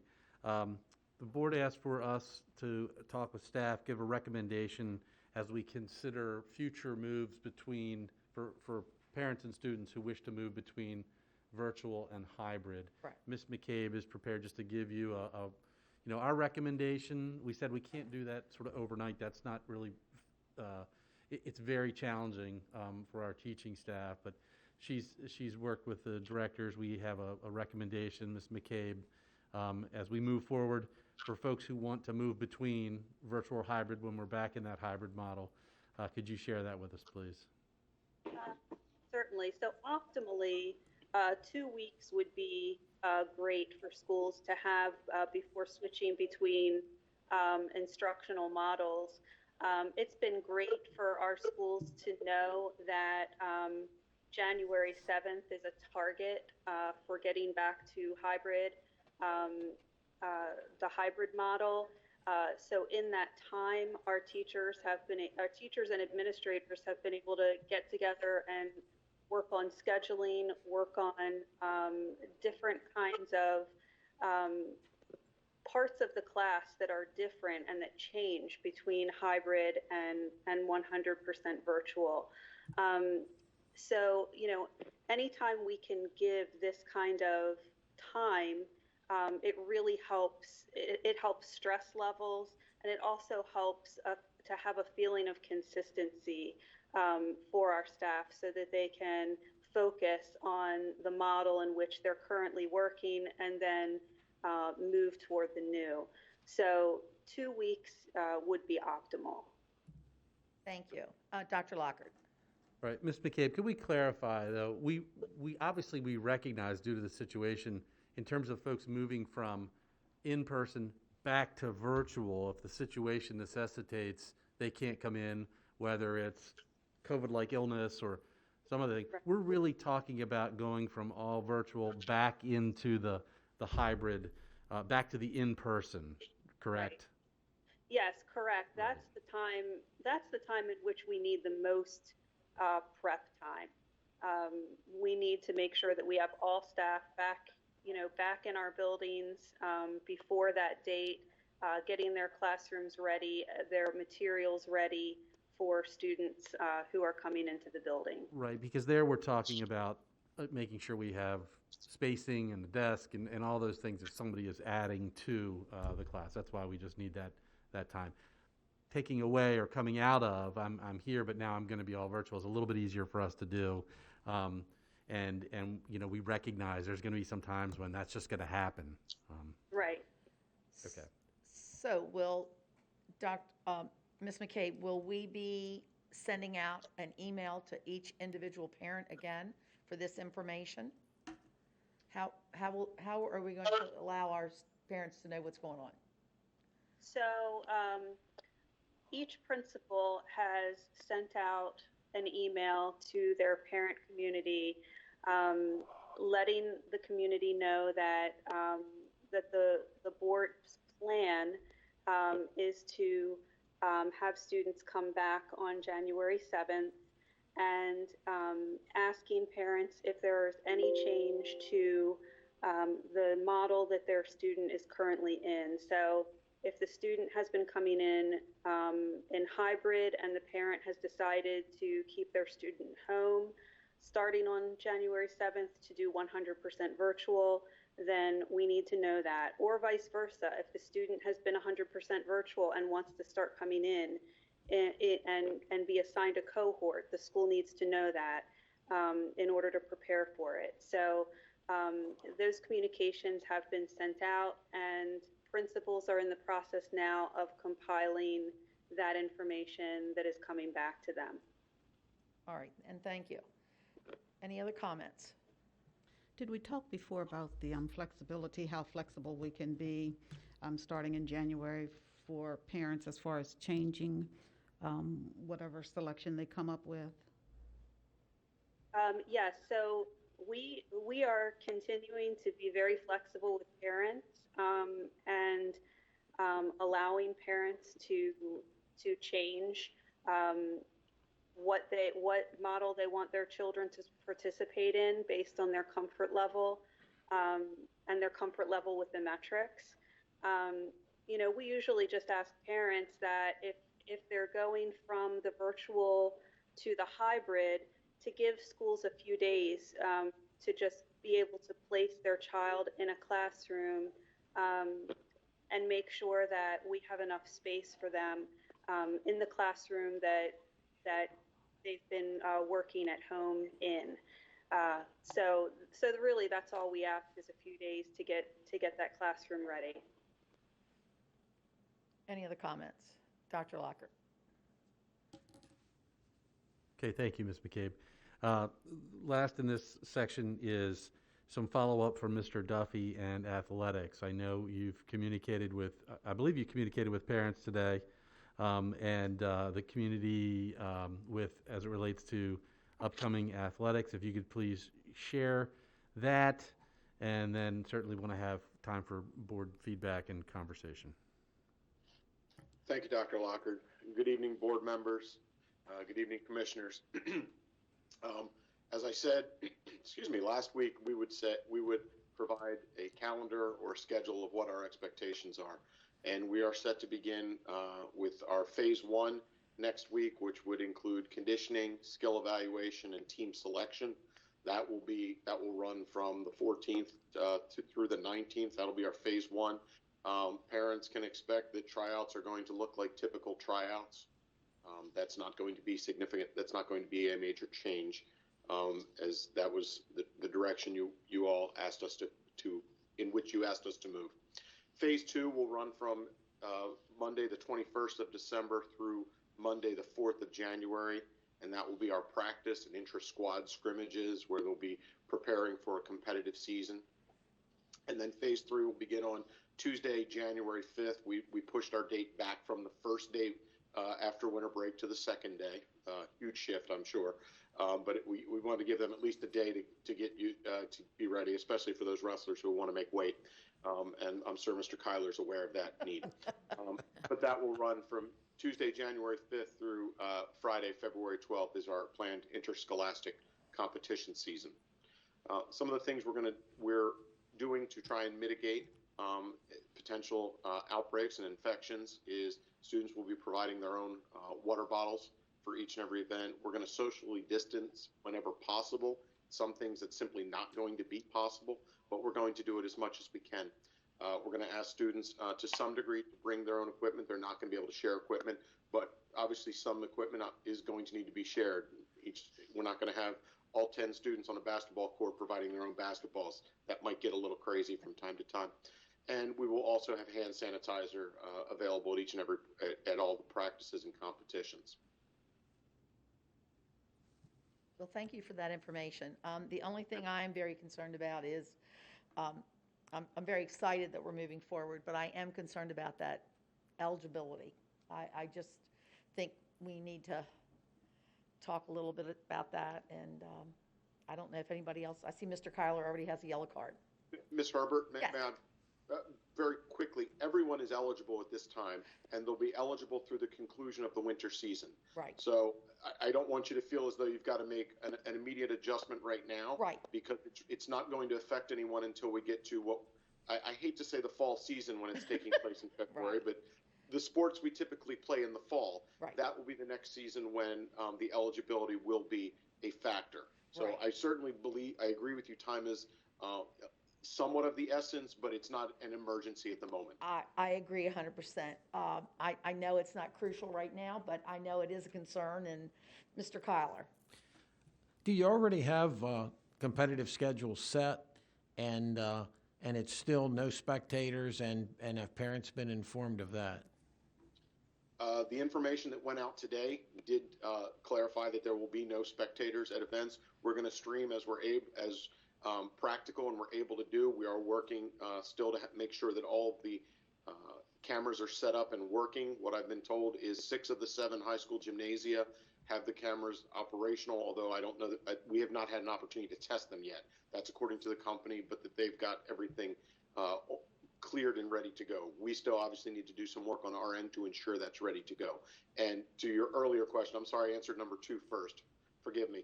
To your first question, yes, the competitive schedule has been set. I believe they're all up on the school websites at this time. And if they're not, we have a meeting with the athletic directors tomorrow, and I'll ensure that does take place. Thanks. Thank you. Yes, sir. Any other comments for right now? Yes. Ms. Herbert, I did have a question for Dr. Lockhart about Wednesday as well in full virtual, other than small groups, because I think that the discussion that we had several weeks ago when we made that change to Wednesdays was that it was only applicable when we were in a hybrid model. But it appears that there have been significant changes on Wednesdays and we're all not on the confusion same. about how that should have been implemented. Now that we're in virtual versus hybrid, it appears that we're still making those changes on Wednesdays. And I know that we have several more Wednesdays before we would be going back into a hybrid model. I'm going to ask Ms. McCabe. I know she's been working with the directors and principals on that. The original intent was while we were in the hybrid, Yes. to provide that flexibility. We on Wednesdays. We never, even though I think there was a push for let's have it completely asynchronous, we never said we want to be completely asynchronous. We also referenced the fact that we'd have difficulty meeting the standard by which MSDE said what you must provide on average per week. But we recognized places where we needed to have individual, small group, additional opportunities. And there was times when, and I remember talking with Devanchi about this on one of these meetings, hearing from parents as well, that my kids need a chance to catch up a little bit. And so we were trying to build that in. I think there still needs to be some flexibility at this point, but it can't be completely asynchronous. That was never the intent, either hybrid or all virtual. Ms. McCabe, can you elaborate on that, please? Yes, so as Dr. Lockhart said, Wednesdays, we have given principals and teachers flexibility on Wednesdays to have some time to meet individual student needs as well as small group student needs. That's been one of the primary times when teachers and principals and staff have been able to reach out to students who are failing or in danger of failing courses, have those conferences with students and parents, as well as provide those intervention groups that are necessary. But Wednesdays have not been asynchronous, and we've wanted to ensure that all students have some kind of instruction on Wednesdays. So even if it's only for 15 minutes, a quick mini lesson, and then the teacher wants you to work on something while the teacher goes and works with a small group, then that may be what it is on Wednesdays. Any other questions? Thank you, Ms. McCabe. Dr. Lockhart. Before we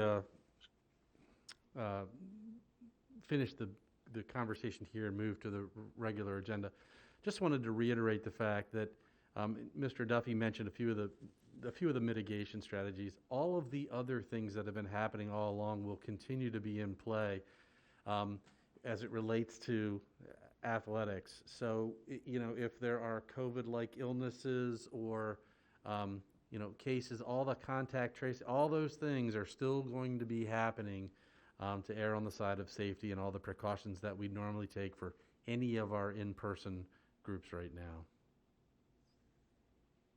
And Mr. Kyler. And along with that, and I know there's only so much that we can all do, but I think Mr. Singer was pretty adamant that most of the cases involved with sports came from recreating together and playing together and partying together outside. And I'm sure the coaches are banging on the kids that they're getting one heck of an opportunity here, and somehow we got to beat it into their heads. Don't blow it.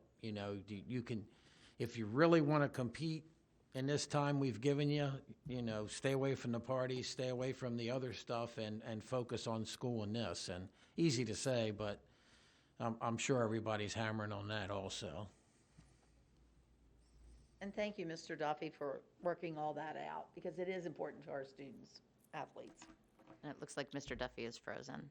Yes, ma'am. Yep. Thank you. Sorry. All right. Anything else? Okay, Dr. Lockhart, are we completed the COVID-19? Yes. Okay. Ms. Herbert, can I Yes. just make one Sure. final comment? There was a press conference yesterday with the governor, as well as Dr. Chan, the state health officer, and I think we would be remiss in not stating, that Dr. Chan came on and said, it's very appropriate for small groups to still be in the classrooms, and Dr. Salmon made a really compelling case for, reopening hybrid as soon as possible. So I just wanted to put that out there, that, those are the kind of messages that we're receiving from the community, right? There's New England governors who are making changes. New York City schools got open. We've got surrounding states that are all trying to get open. We've got Dr. Fauci. We've got the CDC coming out and saying schools need to be open. We've got Dr. Salmon making this very compelling argument at the state level. So I think that all needs to factor into, as well as the data that we just got tonight on grade deterioration. I think that all has to factor in to our upcoming decisions. Well said. Well said. Ms. Battaglia. Just to kind of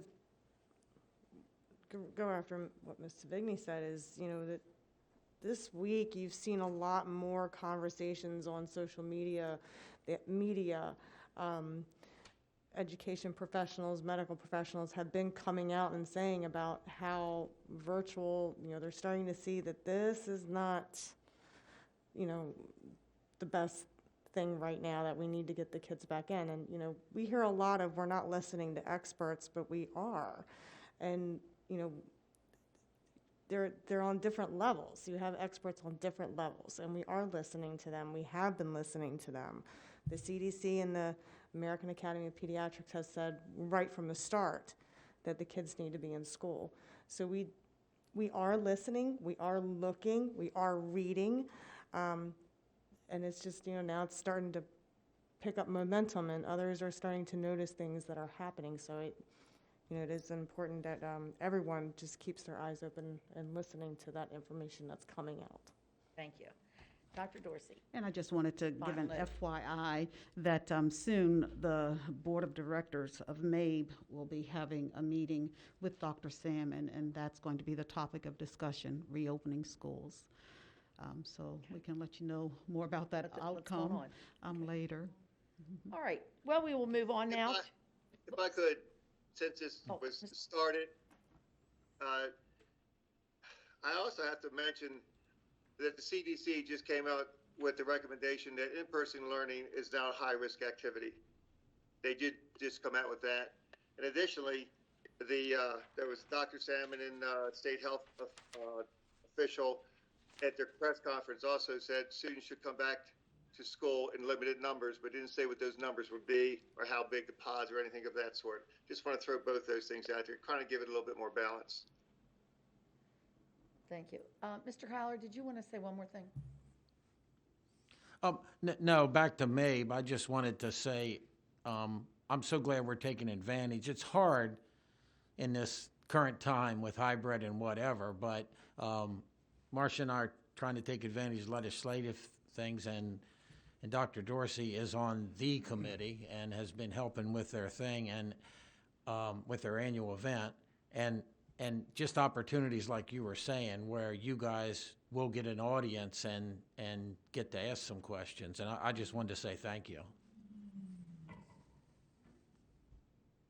All right. You're welcome, and I'll certainly Right. keep you all updated. And I know, through MABE, the superintendent as well as the board president gets correspondence once, MABE has information to share. So we'll keep everybody in the loop. You keep us informed. Thank you. All right, now we will move on to board member activities and correspondence. Ms. Savigny, would you like to go first? Because you certainly didn't have that opportunity the last time. I've been going last last few for years. So right? I thought, I'm going to get you to say. Okay. Well, I'll just go real quickly. The couple of events that I was able to, they were virtual events, Right. but we had a meeting of the Family Life Committee, which actually evolved out of some board discussions that we had a few months ago. So that was a really good session. And also the Teacher Advisory Council meeting. We had the November meeting just a few weeks ago, and it was a really good kind of lessons learned scenario, talking about, I'll just keep it moving. They were both just very, very good meetings, and I want to thank folks for trying to keep the business as usual things happening as well with everything else that's going on. So thanks very much to staff.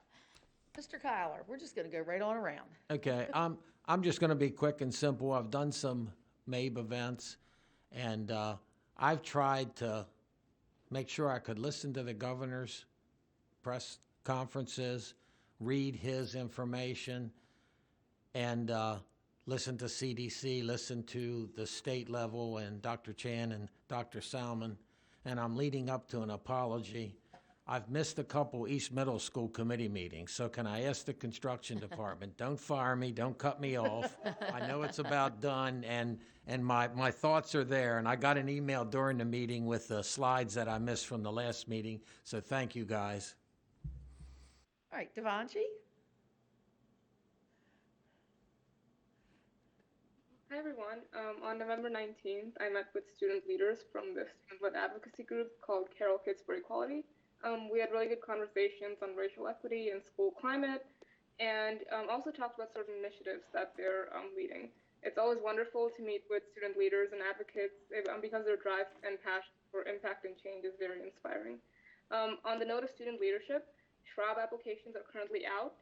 So applications to run are open to Carroll County Public Schools freshmen and sophomores, and the elected student will be the Carroll County student rep on the Board of Ed for the 2022 to 2023 school year. The student voice is so incredibly important, especially in today's world where the youth are the true change makers.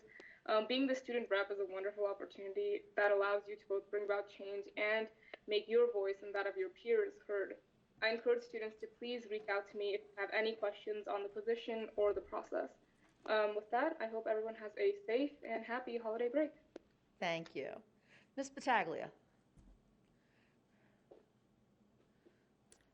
So I attended virtually the CAC meeting on December 3rd. Mr. Straker went over a couple items with the CAC reps. He just went over like the update and the background and how identifying COVID cases is done and testing. And then some questions were asked by some of the parents and some staff. Stephanie Brown Brooks is the chair again, so she is going to continue that. And there were just like some ideas that different members of the community were coming up with as ways to acknowledge all the different groups that we have working in our school system, because we do have like Outstanding Teacher of the Year award. So there was some conversation on acknowledging different other areas and how that can be done, whether by school community, municipalities, or in some other way, because it has been a difficult time and everyone has been doing a heck of a lot. I mean, it has been definitely tough on everyone, and you know, we do acknowledge that every year, every time we have a meeting, we acknowledge that. I just wanted to give a real quick shout out to American Warriors Care Package Projects. This group is a nonprofit through the Community Foundation of Carroll County. They are always asking for donations. They send care packages to the men and women that are serving overseas. And around this time of year, I really think they need to be thanked the most. They work so hard. They're away from their families around the holidays. And of course, all of us are kind of away from our families around the holidays right now, unfortunately. So please, you know, if you can donate any items, look for them on social media or contact the Community Foundation of Carroll County on how you can help send any items or cards. And if any of the teachers want to get their kids to, in classes, just do cards for our troops, I think is fantastic for them as well. Other than that, Merry Christmas, Happy Hanukkah, have a wonderful Kwanzaa, and a blessed Yule. Thank you. Dr. Dorsey.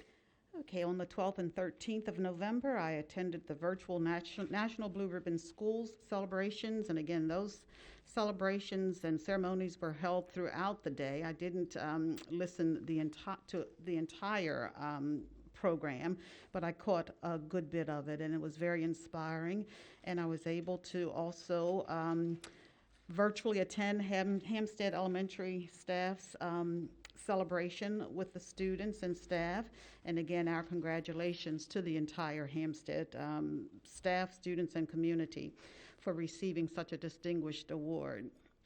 On November 14th, I attended the MABE Board of Directors virtual training, first of all for new members, and then that was followed by the board retreat.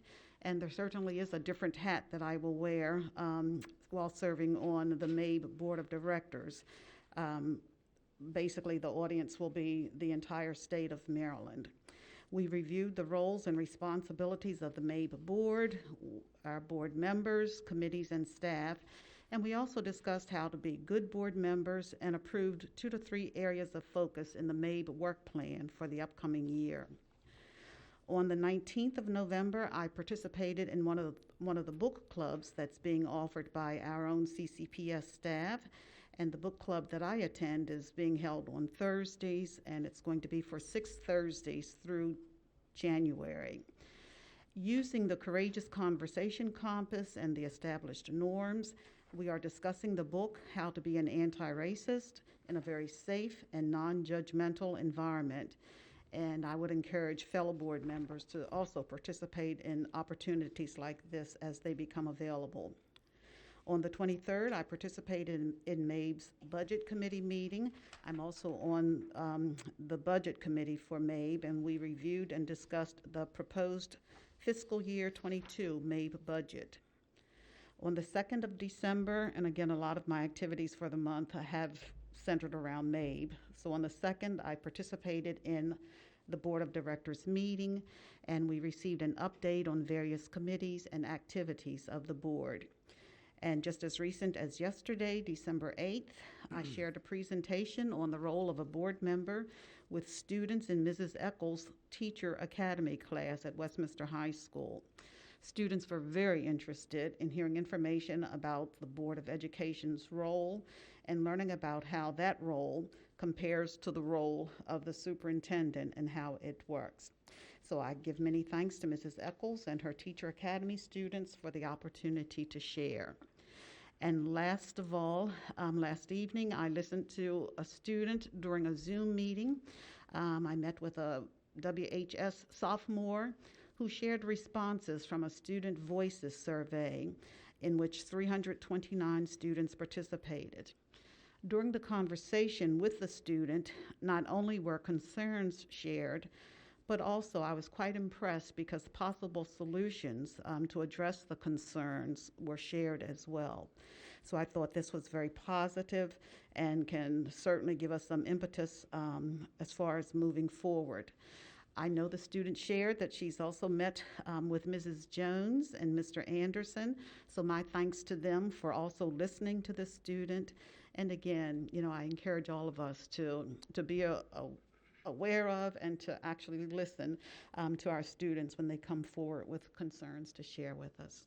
So Thank you, Dr. Dorsey. No wonder I could never talk to I you for the know. last 3 days on the phone. And Dr. Lackert, I might take a little bit of your thunder, but I know because of the family. We lost a matriarch this week, Miss Anna Rill from Rill's Bus Service. They've been in business for over 50 years here in the county. And Diane and I, the daughter, we used to ride the school bus together a couple years ago, and our hearts and our prayers are out to that family. So I just wanted to say that. I know I was taking some of your thunder, but anyway. Not at all, and I will add to that when we get to actually a transportation item a little bit later on. All right, and I just want everyone to have a wonderful, restful holiday. Everyone, all of our employees have worked so hard these last 9 months. It's been never ending. I hope it's restful, and I hope you enjoy yourselves.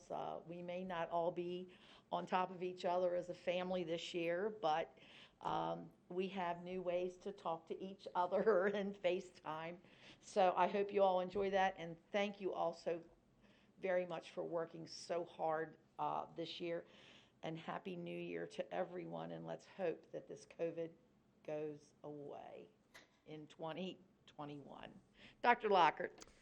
Okay, I'd like to begin by congratulating 2 students from the welding program at the Carroll County Career and Technology Center who won awards in the 2020 I Built This video contest sponsored by the National Center for Construction Education and Research. Dylan Bussard from Westminster High School won first place in the secondary category for his video describing his project to build an entryway bench and storage for the school resource officer at the Technology Center. Dakota Van Cleve from Manchester Valley High School was the runner-up for a video for her project to create a custom tailgate for her father's pickup truck. They'll receive an impressive prize package including tools, gift cards, a GoPro, and monetary awards for the students and the welding program. It seems like every year we have winners from the I Built This contest coming out of the Career and Tech Center. So that video contest is designed to promote the value of craft skills and construction as an industry of choice. It also encourages secondary and post-secondary students and trainees to showcase their building projects. So we congratulate those students and those who have mentored them.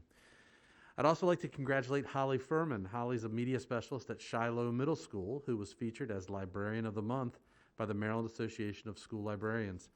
Each month, MASL, the Maryland Association of School Librarians, recognizes an outstanding school librarian for contributions to the profession.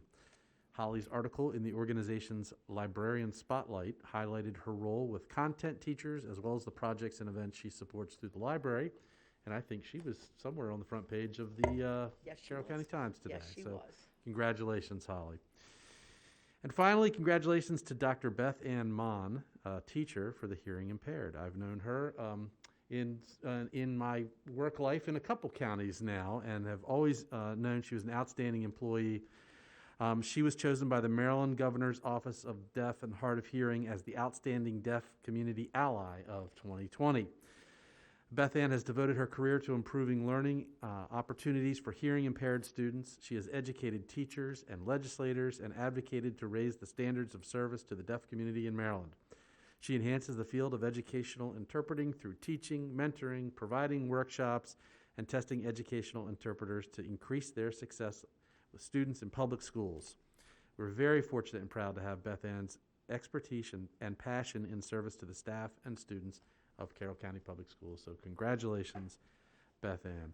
Finally, I'd like to echo the comments Ms. Herbert made regarding our employees. We're so appreciative. The things that have happened over the last 9 months, none of us ever trained for, prepared for, thought were going to be a reality. And while we recognize all of the associated challenges, we talk about them every time we meet. I couldn't be more proud of our staff and the work that they've done to try to continue to make the best out of a very challenging situation. I also wish not just our staff, but our students, our families, and our entire community the happiest and safest of holidays. And here's to a much brighter 2021. Thank you. Thank you. All right, after this, let's move on now to our presentation, Strategic Plan, Pillar 4, please. Thank you. The December meeting is when Pillar 4 update is scheduled. Mr. O'Neill and team are here to provide with some key updates regarding Pillar 4 and answer questions and receive your feedback. As a reminder, Pillar 4 does come back as a report in May. So, Mr. O'Neill. Great. Thank you, Dr. Walker. And good evening, board commissioners. As Dr. Locke said, December is the month for Pillar 4, which, along with Pillar 3, is my personal favorite pillar. And Mr. Williams and Mr. Prokop and I will try to move quickly through giving you an update on some of the focus areas in the strategic plan for Pillar 4. Bob, if you're running that there at the meeting, can you skip ahead? This is just a little quote from the State Stock Commission that kind of gets at the heart of it before you move forward. And on the next slide, these are just reminders for you and for the public. These are the 5 objectives that are contained in the strategic plan for Pillar 4. And the next slide, please. There are 3 focus areas for Pillar 4.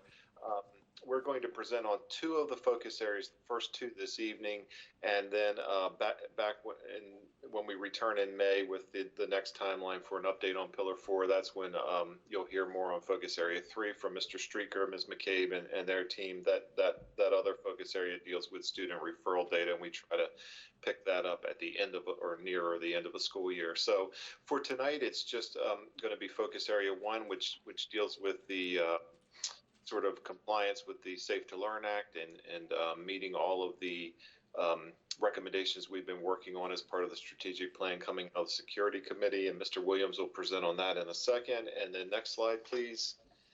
Focus area 2 deals with the Facilities Condition Index, which as you know is incorporated sort of by reference and a planning guide into your capital plan, and so you hear about that during the capital approval with Mr. Prokop, but this December report is when we really give you the updated data and walk through the slides. So Ray will do that as soon as Mr. Williams finishes.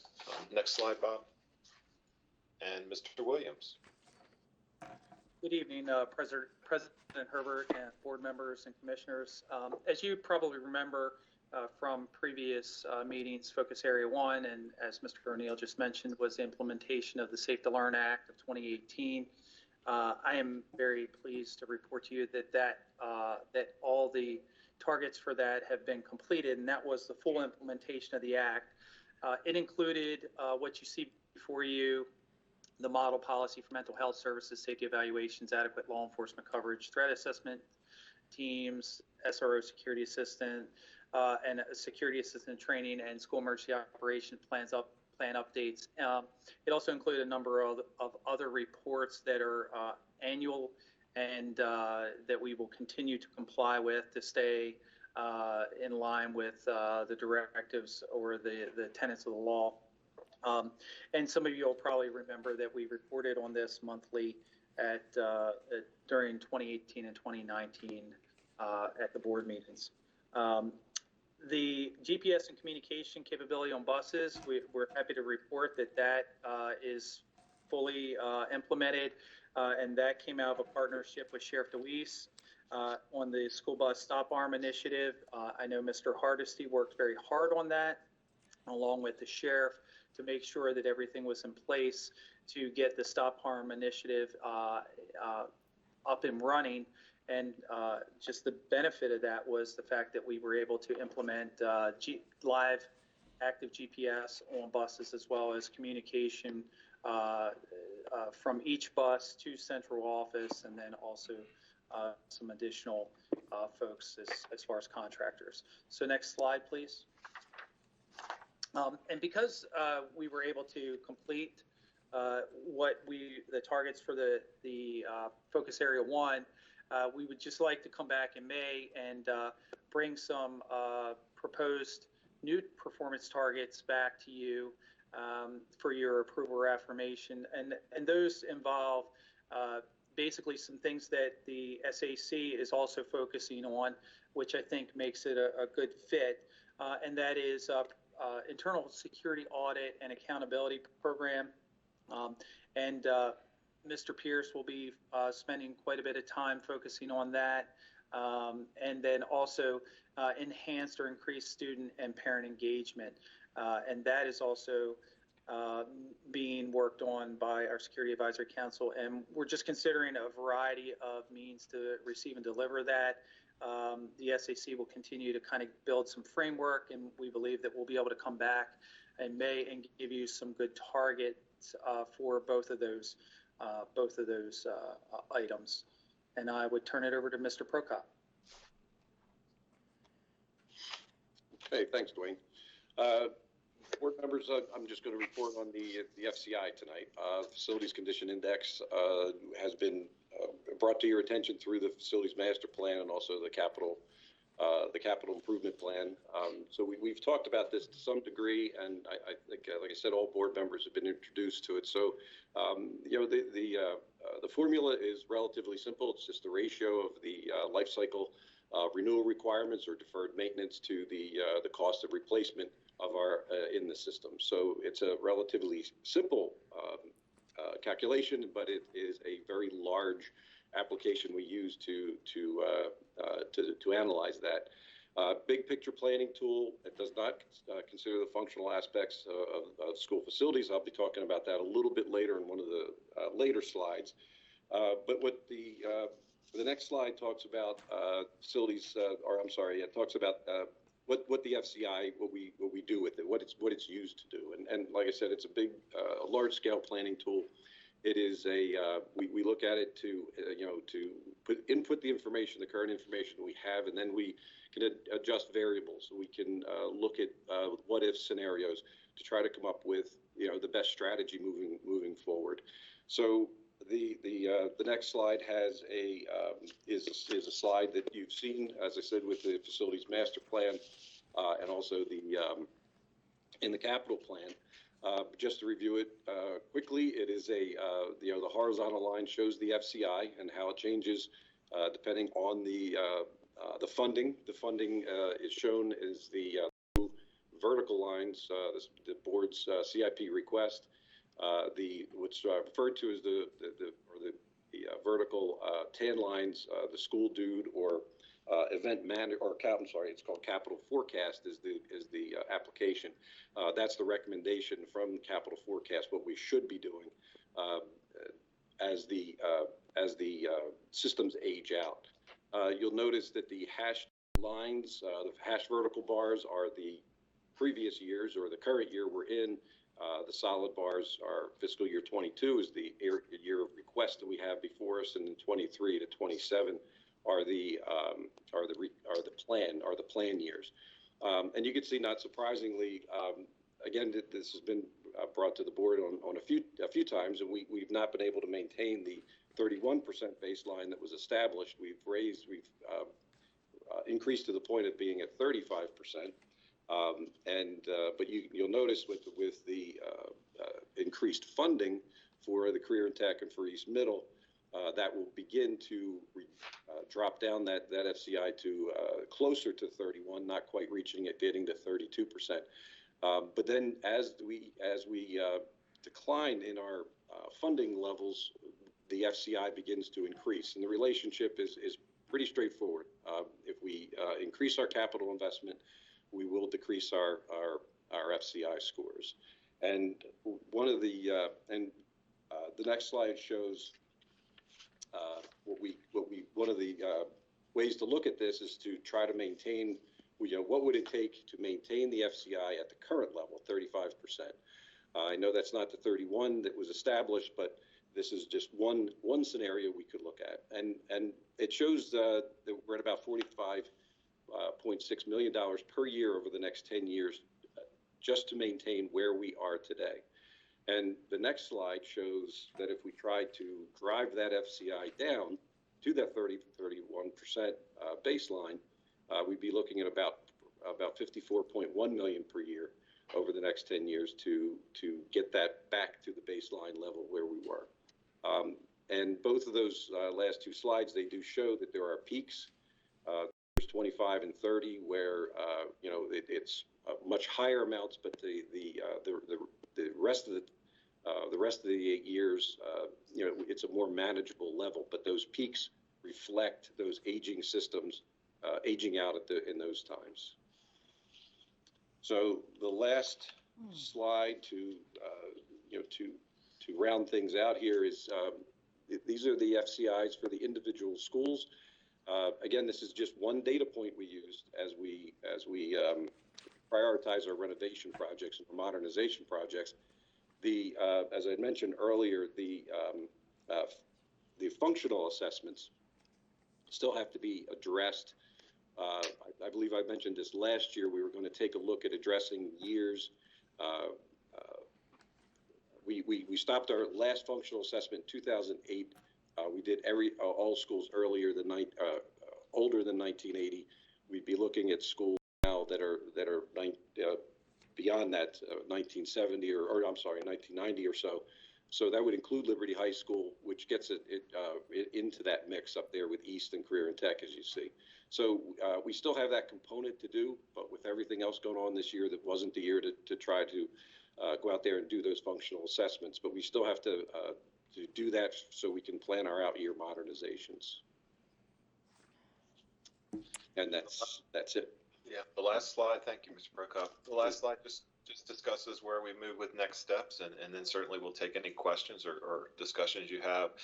As I noted early on, there is a third focus area, and that one gets presented on in May by Mr. Streaker and his team, so look forward to that. Mr. Williams earlier when he was presenting, and I want to thank Mr. Williams and also all of the other many people who worked with him to accomplish all of those security measures related to both the Safe to Learn Act and some things that were in recommendations from your Security Advisory Council for getting those things done well and getting them done well ahead of the 5-year schedule in the original plan. I want to commend Dwayne because he's here, but he would be the first to say that reflects a lot of other folks' efforts as well. And what Dwayne was saying on that earlier slide is, knowing that those things have been accomplished, it would seem that we would want to update a new focus area or create a new focus area. And so he offered you a couple of suggestions, and depending on if you have any other thoughts tonight, what our plan would be is when we come back in May and Mr. Streaker presents, we would hope to have some data points to offer as new measurable focus area or new measurable targets for a different focus area to replace the one that we've now accomplished. So that's what Dwayne was suggesting when he was presenting. And then certainly Mr. Prokop's given new information or updated information on the facility condition index. We're happy to entertain any thoughts or conversation you have there, whether you want to leave that target in place and continue to strive for it, whether you'd like us to come back at some point, as Mr. Prokop just suggested, and look at a process to update the functional assessment of all of the schools that were not part of the original assessment, so that we have maybe a deeper understanding of where all of our schools would fall in place if we had both a condition index, an aging condition assessment for each school, as well as a functional assessment. And just lastly, for your sake and for anyone in the public who might be watching, when we say functional assessment, that's sort of not the brick and mortar and how old the systems are, but that's how well does the school, physically lay out to accomplish the educational programs we're trying to deliver to students in today's timeline and in today's educational programming. So that's what we mean by functional assessment. And with that, we're happy to move on or take questions or receive your feedback. And I was told that it's actually Ms. Bowers who's flipping through the slides for us there. So I want to thank her. And Brenda, you can also take the slides down now if you wish. And Ms. Savigny. I just wanted to thank Mr. O'Neill, Mr. Williams, and Mr. Prokop for presenting this information tonight. I certainly welcome the next steps personally that you discussed in terms of, the strategic plan measures that we put into place were put in 2018 initially, and I'm glad that we're reporting on them regularly, trying to keep our arms around them. But I think it is time for a refresh on some of the things like the items that you indicated, that were completed. So I welcome the opportunity to have that discussion of what the refresh should be for some of these items. And in terms of the FCI, I know that the East Middle School replacement as well as career and tech, those two large investments over the next 5 years is what's going to keep the FCI score fairly close to our original target, right? We're at 31%. When we set the target, and we'll deteriorate slightly to 32%, but it kind of goes up from there. And I think that the projects that we have in the CIP request over the next 5 years, I think are pretty well laid out, pretty well thought out in terms of trying to meet that particular objective. But when we look past the 5 years in the CIP, that's where we really need to start thinking about what do those next projects need to be and what funding is going to be available, because I think we definitely don't want to get in the position that we were in, several years ago where We lived that. Right. Spot on. Any other comments? And yes, our buildings are getting older, but we must go forward, and I think we do need to reevaluate those last 5 years. Thank you all for your presentation. And Dr. Lockhart, now we will move on to the construction report, please. All right, board members, this is your monthly construction report. I know Mr. Marks is available if you have any questions.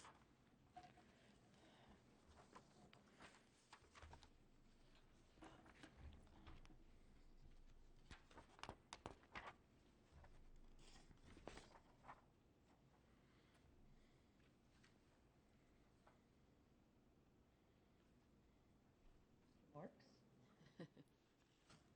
Anything? There he is. Okay.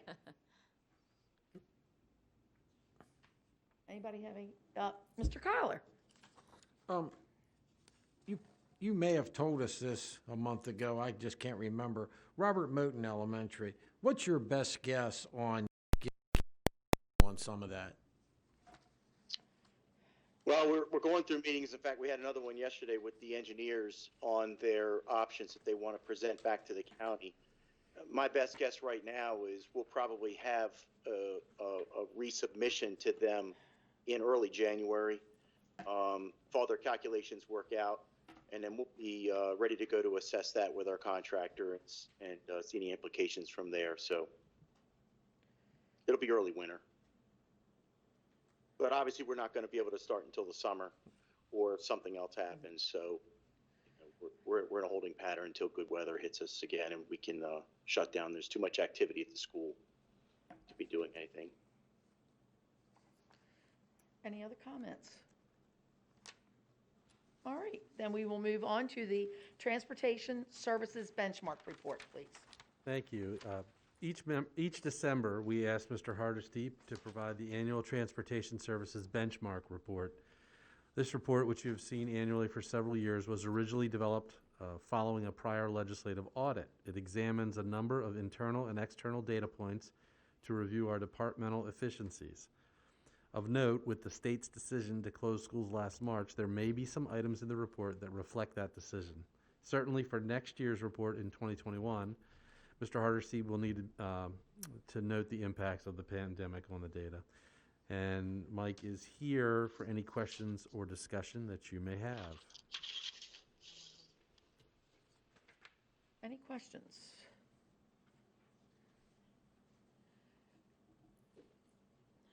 Mr. Hardesty, I just want to make sure. Now, everything was, the bus patrol was put in every bus, and it's up and working? Yes, Ms. Herbert. We have completed all the installs for the external cameras, the red light cameras, all the internal cameras. We have completed installs now on the FirstNet push-to-talk communication devices, the Zonar fleet tracking system, and we have upgraded our routing, our Transfinder routing system, all part of the 5-year agreement with Bus Patrol. Okay. I was just curious where we were, and since we don't have a lot of buses on the road, but we do have some, I was just curious if it has been well worth it. what are our findings from people driving through buses with red lights on? Well, I can tell you, because I did check with Captain DeBoard with the Sheriff's Office just today, actually, that cameras began recording flyby violators as soon as we began the hybrid instruction model on October the 19th. And beginning on October the 19th, that first week, which was a period of time that the sheriff decided it would be warning notices and not actual citations, there were 51 violations. Since then, there have been another 117 violations where citations have been issued. So to date, there's been 168 captured violations by the stop arm cameras, and that's in recognition, as you said, with fewer buses on the road. So it has been successful in terms of capturing flybys, and hopefully the word is getting out that our buses do have these cameras, and people need to pay attention to the school bus and the school bus stop law. Yeah. Safety is of the utmost importance, and I hope this number goes down. Does anybody else have any other comments about bus? Oh, I'm sorry, Dr. Dorsey. That's okay. Your gold and yellow. On page 8, I was looking at the routing efficiency and looking at the average daily hours per bus, especially for our special ed students. And I know an average is an average, so to speak, but I mean, those numbers, to me, they are quite high with the amount of time that our special ed students are spending on buses. Well, this reflects the number of hours that a bus is on the road. So you'll notice that the out-of-county line, the orange line there, column is quite a bit higher because these buses are traveling great distances to get to the facilities in Baltimore City, Howard County, Montgomery County, Frederick County, et cetera. So that accounts for a lot of the time. It's not necessarily reflective of the time that students are on the bus, and that's true of all of the times there for regular ed and special ed. There's what we call deadhead time, and that's the time that after the bus leaves the bus yard to the first pickup, after the bus arrives to school, leaves school, and goes back to the bus lot, and so on in the afternoon, leaving the bus lot, going back to school, and then after the last drop-off, back to the bus lot. Those four elements make up what we call deadhead time. Okay. And that accounts for a lot of the hours that you see there. Okay. That being said, special ed runs are longer because we are stopping at individual homes, curb-to-curb service, which creates a longer bus route. And for the out-of-county runs, of course, we are doing the best we can with limited resources to try to reduce those ride times. But again, it's a fewer number of students going longer distances. Thanks. Okay. Ms. Savigny. And Mr. Hardesty, I have to admit, when I was first starting to look at the report, I was expecting to see blips in 2020 because of the situation at the end of the last school year. But then I realized that, okay, but we're basically paying the bus contractors at what the routes were from March through June of last year. So we're not really going to see any blips for 2020. Is that a reasonable assumption? We have presented data based upon what we've actually paid our bus contractors, and you're correct. We actually operated 121 days out of the 180-day calendar, which is just about exactly 2/3 of the year. But the remaining 1/3, as you said, we did compensate contractors for maintenance miles and salary for drivers and assistants. There was a fuel savings, of course, for that period of time from March 14 on to the end of the year, which is reflected in the overall savings. When you look at the budget line, that fuel savings was offset by increases to the formula for last year, but there still was a net savings of approximately $75,000 in our budget. And could I ask one other question about the I don't see a page number, but the page about drivers? Yes. Where it's showing kind of a trend line of where the number of certified drivers per bus hovers right around 1.5. And I know that, you know, we've had concerns with being able to staff the bus drivers over the last couple of years, but it looks like this has held relatively steady.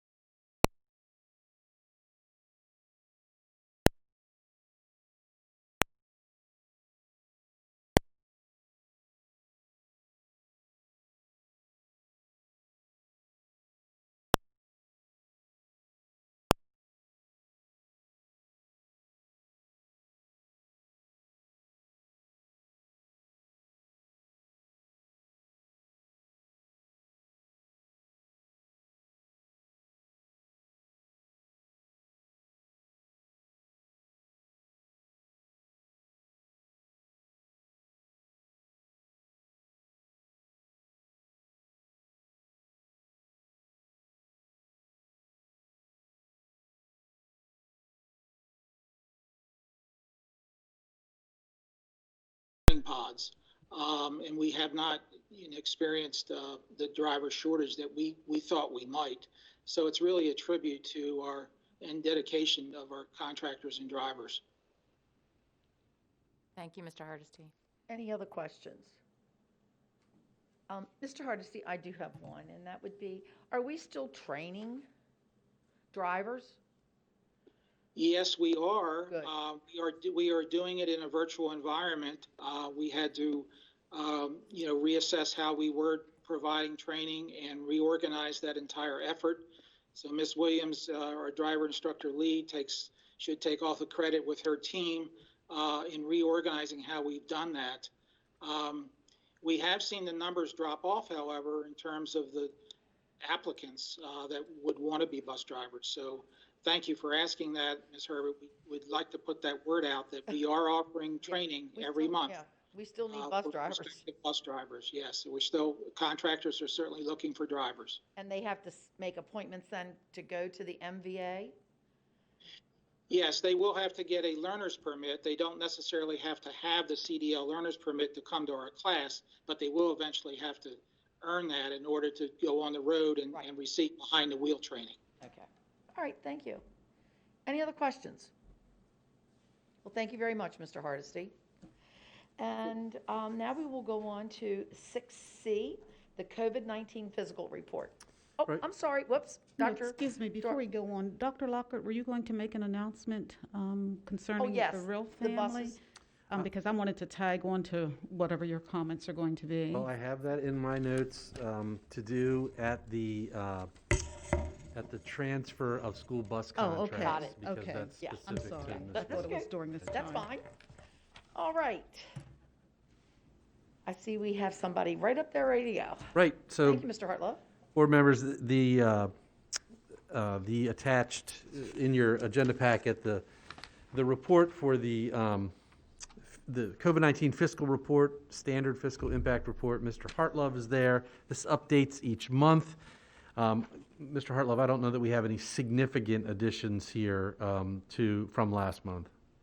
Not at all. It's actually we're looks like we're plateauing here a little bit. $22,000 additional spending over the prior month.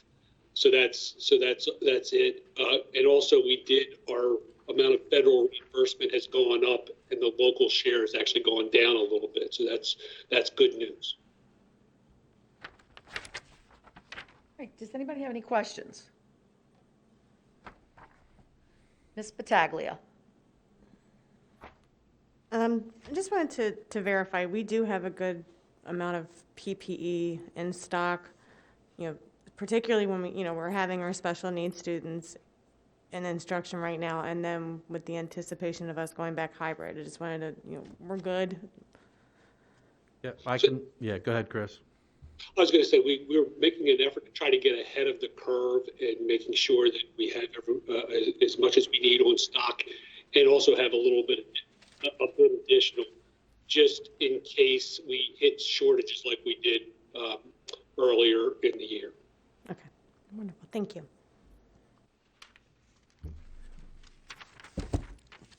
Mr. Kyler. How have the computer devices worked out? I know there was so much stuff probably back ordered and hard to get. How has that worked out? So Miss McCabe, if you want to report on that, we've been doing a lot of work there lately. Yes, thank you. Our computers, our laptop computers that we're using to make sure we have a 1-to-1 laptop ratio at the high school level have begun to come in. We've been working on the laptop user agreement. That's completed, and our first school that will be disseminating those laptops will be Westminster High School. That's being scheduled, and the rest of the high schools will follow Westminster High School in their distribution. So most of those laptops that we ordered in the summer have come in, and I'll let Mr. Davis expand on that if there's anything else that we need to be aware of.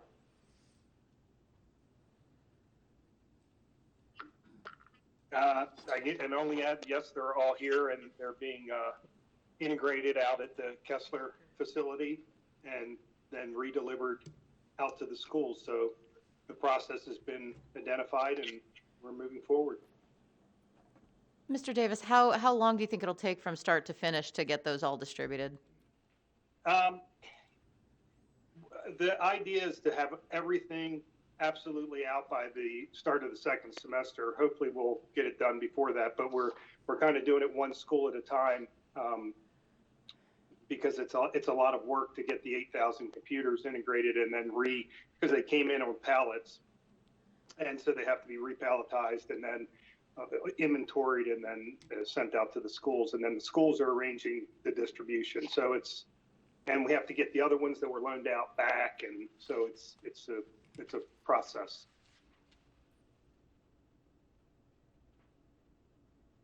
Anything else, Ms. Civic? Just a kind of a follow-up question to that. So you had said that Westminster High was going first, and then you'll follow school by school after that.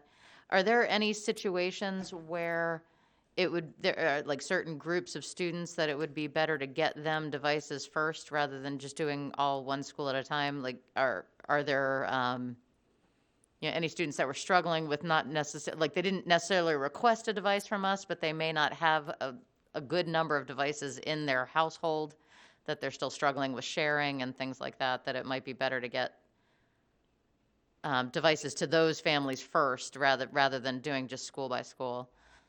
We actually thought about that, but right now, as far as the directors and the principals know, we have met the needs out there as far as our students and their device need. So we didn't feel like there were any groups out there that still needed a laptop that didn't have a laptop. So we felt like going school by school was the most manageable way to do. The thing that we've seen that some students were having trouble with was just the internet connection, and we've been able to solve that in most cases too. And in the cases we weren't able to solve, those were the students who we brought in for pods very quickly. I just ask one other follow-up on that. So once all the high school students do have their laptops, what is the plan for, when we're back in hybrid, for them to, are they intended to be traveling with those every day to bring them to school with them, or are they better left at home? What is the plan for that? Yes, so the high school students, when we go back into hybrid, will be traveling with their laptops to and from school. Any other questions? Thank you, Ms. McCabe. Appreciate that information. All right. Ms. Gaddis, do we have anyone else for public participation? No. I think Mr. Williams just sent a message saying nobody. Oh, okay. All right. Well, now we will move forward to the action items for this evening. Do I have a motion to approve 8A, approval of personnel action items? So moved. And seconded by I'll second. Ms. Savigny. Okay. Comments, questions? Dr. Lockhart? Sure. The monthly personnel actions contain 11 new hires, 1 release from contract, and 2 leaves of absence as we continue to work to do our best to staff schools within the challenges brought on by the pandemic.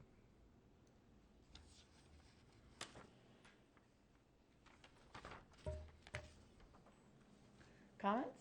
Questions? All right.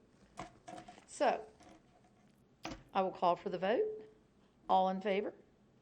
State aye. Aye. Opposed? The motion passes unanimously. Thank you. And do I have a motion to approve 8B, approval of awards of bid? Dr. Locker. Okay, board members, there's 3 items on the award of bids. The first is the purchase of bidirectional amplifiers, or BDAs, for 10 schools. This purchase completes the ongoing initiative of the Security Advisory Council in collaboration with Sheriff DeWeese's team. An initial assessment was performed a few years ago to determine which schools required a BDA to ensure that the county's emergency communication system works throughout the entire school building. This purchase rounds out that initial assessment. This part of the project is being funded by our local CIP account, which is there for this purpose. I'll stop there, see if there's any questions on that. Questions or comments? Ms. Herbert, I don't think we actually got the motion and the second for this. I'm sorry, That's okay. That's all right. Just All right, move by. Do I? I'll First so and a second by? I'll second that. Thank you. Keep me straight. All right.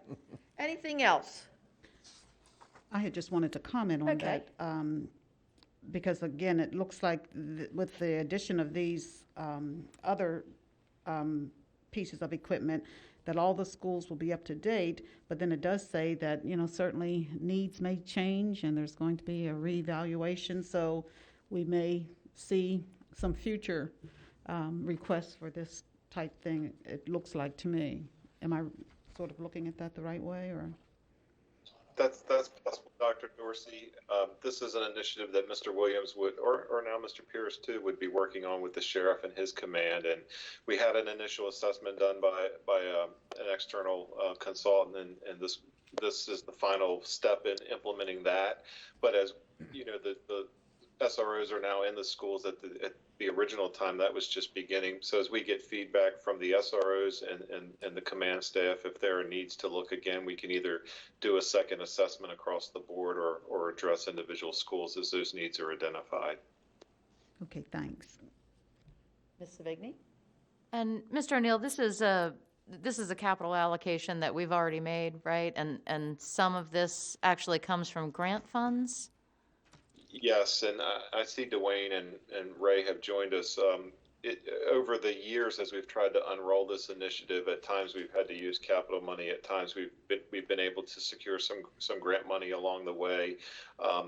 The county has been supportive, and Ray and Dwayne can fix the technical aspects of what I say, but to some extent, our local capital account for technology is to a degree interchangeable with security, in the sense that a lot of our security initiatives are technologically based, and the county has been funding one of those 2 capital accounts pretty regularly. So even though we've been able to access grants along the way, we've always had the capital money locally funded, either from the county or from your year-end transfers, which we occasionally do. So over the long course, we'll have to revisit those capital accounts in terms of everything the Security Advisory Council is looking at over a long period of time. But for these early initiatives, we certainly have had the funding in place, and we've also benefited from some grant money as well. Thank you. All right. Any more comments, questions? Okay, the second item in the award of bids is a piggyback contract for a 6-month period with CJ Maintenance to provide supplemental building operations services to support our own employees. This is something that we've discussed periodically during various pandemic updates over the summer and the fall. And I want to fully commend and recognize both our facilities maintenance and building operations and employees They have been in our schools from the very beginning, working every day to ensure that they're safe, secure, and clean, and the pandemic has been impacting our staffing in building operations. As we moved through the hybrid model and we're expanding building use, such as with athletics and other activities, we discussed with you the need to work with our AFSCME unit to consider a service that can supplement our own staff members to meet our building needs and keep them open. AFSCME was receptive, and we tasked Mr. Prokop and his team with finding a service that could meet these needs. I'd also like to commend Mr. Prokop for his efforts to find and vet this service, which we are bringing as a piggyback award. The company is providing service in some schools in the city, and Mr. Prokop and checked references on that service already. This contract will provide a team of supplemental service staff to support our own employees in meeting the needs of schools for the full range of services our own folks complete. This means all the work performed by our building custodians, including our pandemic disinfecting protocols and even snow removal. We're very excited to pursue this supplemental service to help us through the remainder of the school year. And like I said, critically important in making sure we can keep our schools open and keep them functioning. Comments? Ms. Savigny. And I had asked Mr. O'Neill through email, basically, what is this as a percentage of the overall maintenance budget from a salary perspective, right? So this is 500,000, approximately 500,000 over. What is the salary budget for maintenance at the moment? Sure. And so when you and I were discussing that previously, President Savigny, I think I told you I thought it was about $13 million. And Mr. Hartlove reminded me that our facilities budget, for which Mr. Prokop oversees all the facilities, is sort of split into two categories of plant operations, and that's the folks we refer to as being in the school buildings, and then plant maintenance, and that's kind of the folks who start their day out at the maintenance facility behind West Middle School. And Mr. Hartlove reminded me that there's another portion of salary over there as well, and collectively, Chris, I think that was 16 million instead of the 13 I had mentioned in passing. So either way, it's around 3% of the whole salary budget. And the other thing is, kudos to Mr. Prokop for researching this. We also asked Mr. Hartlove to review the contract before bringing it, and Mr. O'Mealy as well from a legal perspective. And Chris examined it more in sort of a comparison of what would it cost us to hire FTE if we were able to find that number of applicants versus this approach. And it's I guess you could say it's a little bit of a savings, but it's probably more accurate to say it's pretty much a wash budgetarily if we were going to hire 23 people, if we were able to, and we haven't been able to, it would cost roughly the same as this contract for the same number of workers. Mr. Kyle. And this is for a 6-month period and it's renewable. Do you think you'll exhaust the 500,000, and do you think is there much probability it'll be renewed? Because again, compared to trying to find permanent hirees, this is a pretty good deal, I think. Yeah. So, Mr. Kyler, we've seen some staffing challenges increase in our building operations folks, as we did see in other areas that we talked about more publicly with you. And so, I would think where we sit now, when we return to hybrid, I would think, from my perspective, Ray can offer his. We'll probably exhaust the whole 6 months. We looked at 6 months because we thought that was reasonable, and we thought that would get us through the school year. And, Dr. Locker mentioned in his comments, AFSCME's been a partner in this, and we also want to be attentive to them. We weren't trying to commit to something beyond what we initially talked to them about. So we wanted to look at it. We thought 6 months was a reasonable time to get through this year and see where we are at that point. There's also a 30-day out clause. So, if it's not working the other way, or if it turns out it's not a need, we're not committed to the full 6-month period either. And Mr. O'Neill, would this end up going on the COVID-19 fiscal impact tracking spreadsheet? That's a great question. Maybe eventually. And Chris is probably doing backflips right now. So one thing that's not been showing on the COVID report, and I think Chris has mentioned this in previous meetings, are any of the staffing adjustments. And that's partly because it's hard to figure out, what we would have been hiring anyway versus relating something very specifically just to COVID in any category. What we've, at least our initial approach has been, as we get further into this fiscal year, which will be soon in the next couple of months, and there's Chris there. If Chris and his team, they'll have more time and ability to start to drill into our different categories of the budget and get a sense for where we sit in any category, particularly the salary area for those major categories, and if we're seeing kind of a flat trend or a positive trend. But the reason we weren't trying to pull it out and show it separately is because, and this is a great example, if we could hire 23 custodians of our own tomorrow, we would. But we haven't been able to do that, and so we're taking this approach. But at face value, budgetarily, it appears to us that it would be a wash. If we could have hired, we would have spent this amount of money over here. We couldn't, and so we're spending it that way. But within that budget, it should factor out to be basically the same. Chris is making a face, so I'm going to see if that's an agreeing face. No, that's just my face. It's all good. All good. But I will make a comment that going with this group, then we do not have to worry about the health insurance, which is always an added extra. Correct, John? Or is that include? Have you all thought about that too, and those savings? Correct, and I think that's why, monetarily it seems to work out the same. The company itself is covering those fixed charges for their employees, and we're paying them for the service. And so that, budgetarily, that's something Chris would factor in if we were hiring our own people. And I think that's what makes it about even. Any other questions? Dr. Lockhart. Okay, finally, the CCPS is participating in Project Excite, which is curriculum for AP Computer Science principals. So the last item on there is Bird Brain Technologies. This is 165 kits that are robotics kits, hummingbird robotics kits for this program. It's a pretty cool technology that will enhance the program and also allow more students to take advantage of this learning opportunity.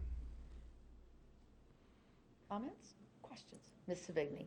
Just had a quick question on the number of kits. It said that we were purchasing 15 for each high school.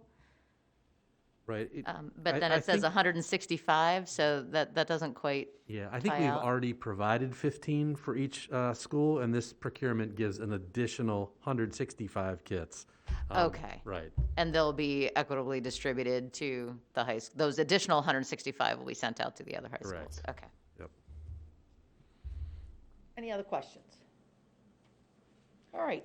I will call for the vote. All in favor with a verbal aye? Aye. Aye. Nay? And it passes unanimously. Now we will move on to, do I have a motion to approve 8C, approval of transfer of school bus contracts? So moved.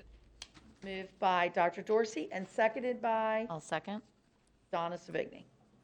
Okay, board members, this is a standard reassignment of 2 bus contracts that we bring from time to time. And board members, I did want to note at this time, these contracts are within Rill's Family Transportation. Like you, like all of us, we were very saddened to share that Miss Anna Rill, the longtime matriarch of that family, recently passed away. Miss Rill, her husband, Paul, and their family have been providing quality service to Carroll County Public Schools for many, many decades, serving as contractors and also drivers. Mrs. Rill's loss will be felt by her family and friends, but also by our entire CCPS community. Wanted to express our deepest and most heartfelt condolences going out to Mr. Paul, their children, Diane and Doreen, and all members of the extended Rill family. Well said, Dr. Lockhart. And I would be remiss if I could not tag on to that, because certainly over the years I've worked with Mrs. Rill and Mr. Rill and Diane and the entire Rill family, and also had Diane's children at William Winchester when I was there years ago. So again, the impact of Mrs. Rill's passing and the impact that she's had on transportation, including, along with her family members, it's just been a very, very strong impact. And over the years, I could always count on the Rill family to provide the safe, friendly, dependable, reliable transportation to the students. And I just always had pleasure in greeting the Rill family. I would always be on bus duty at Friendship Valley. In fact, one of my bus drivers used to say, you need to pull rank, especially on these rainy days. But I didn't want to do that because it was always good to have connections with the bus drivers, and seeing Mrs. Rill and the Rill family on a daily basis was really a highlight. I mean, and when you saw them, they were quality, and you knew that and you felt it. So certainly we thank them for their service over the years. And again, Mrs. Rill certainly will be missed. So certainly the Rill family has my deepest sympathy. Thank you, Dr. Dorsey. Anyone? Mr. Kyler? And probably also at Friendship Valley, the lady I live with was lining up field trips and stuff, and one morning somebody said to her, "What time's the bus coming for today's field trip?" And she was like, oh my gosh. She called them and said, "I screwed up, I didn't schedule, it was there on time," and probably nobody but a couple people in the building knew the difference. And that's how these guys step up. So true, Mr. Kyler.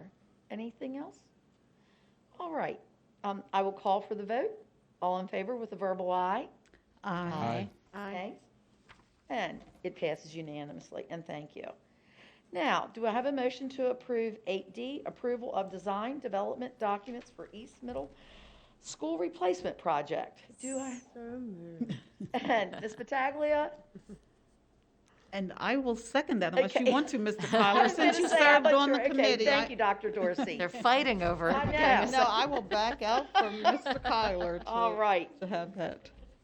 Dr. Lockhart. Okay, board members, we're very happy to share that planning for the East Middle School Replacement Project continues to move forward. Tonight, we reached that milestone where we bring for your approval the official design development documents.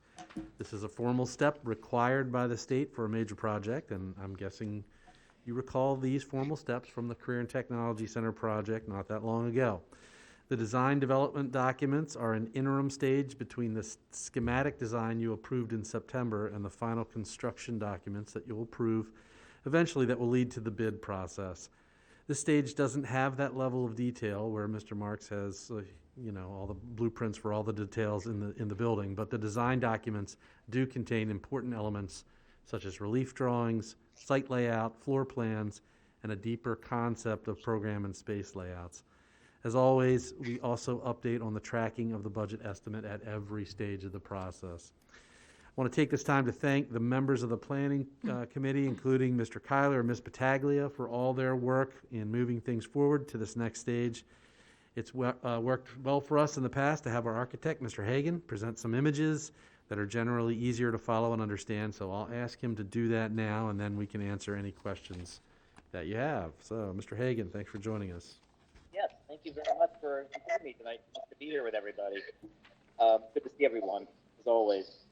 So as Dr. Lockhart said, this is the interim step before we get into our final construction document. Kind of an exciting time because the design is really starting to come together now.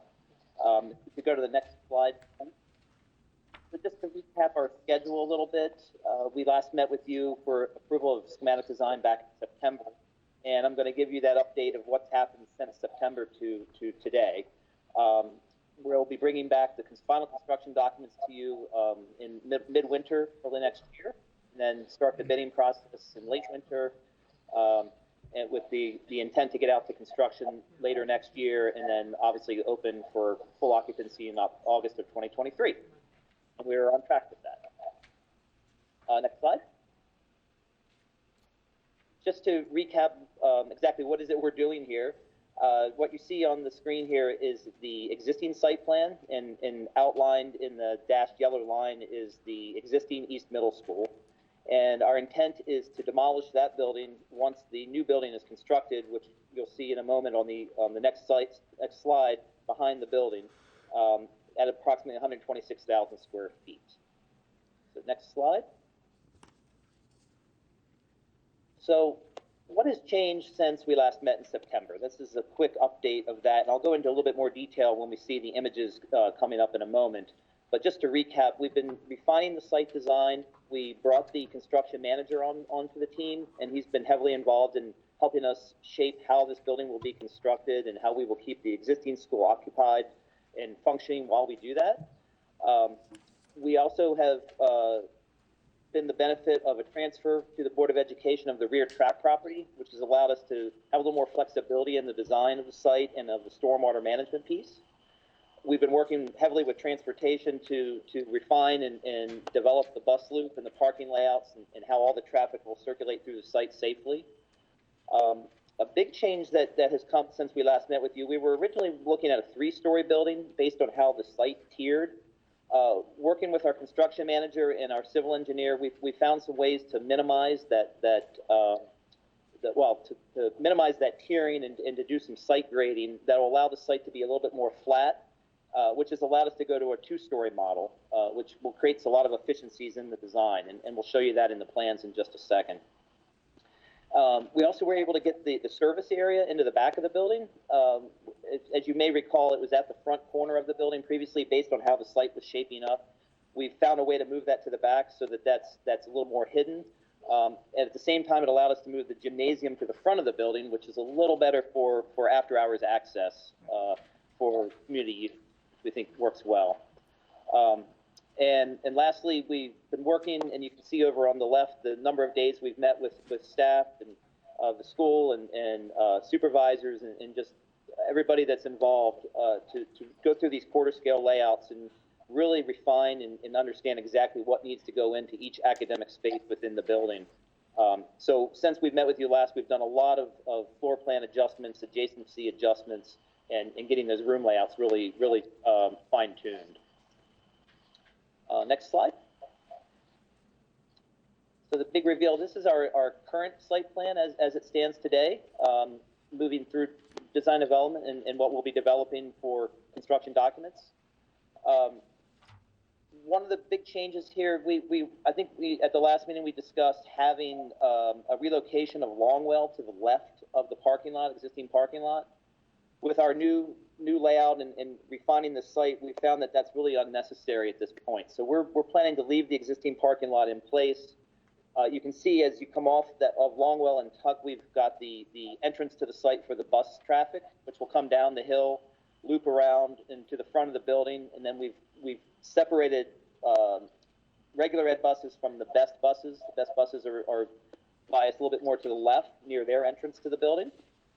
We have parking up front for staff, and then we also have a separate entry onto the site coming off of North Street, and that'll be for parents dropping off or picking up students. They'll loop around the side of the building and either pick up or drop off depending on time of day.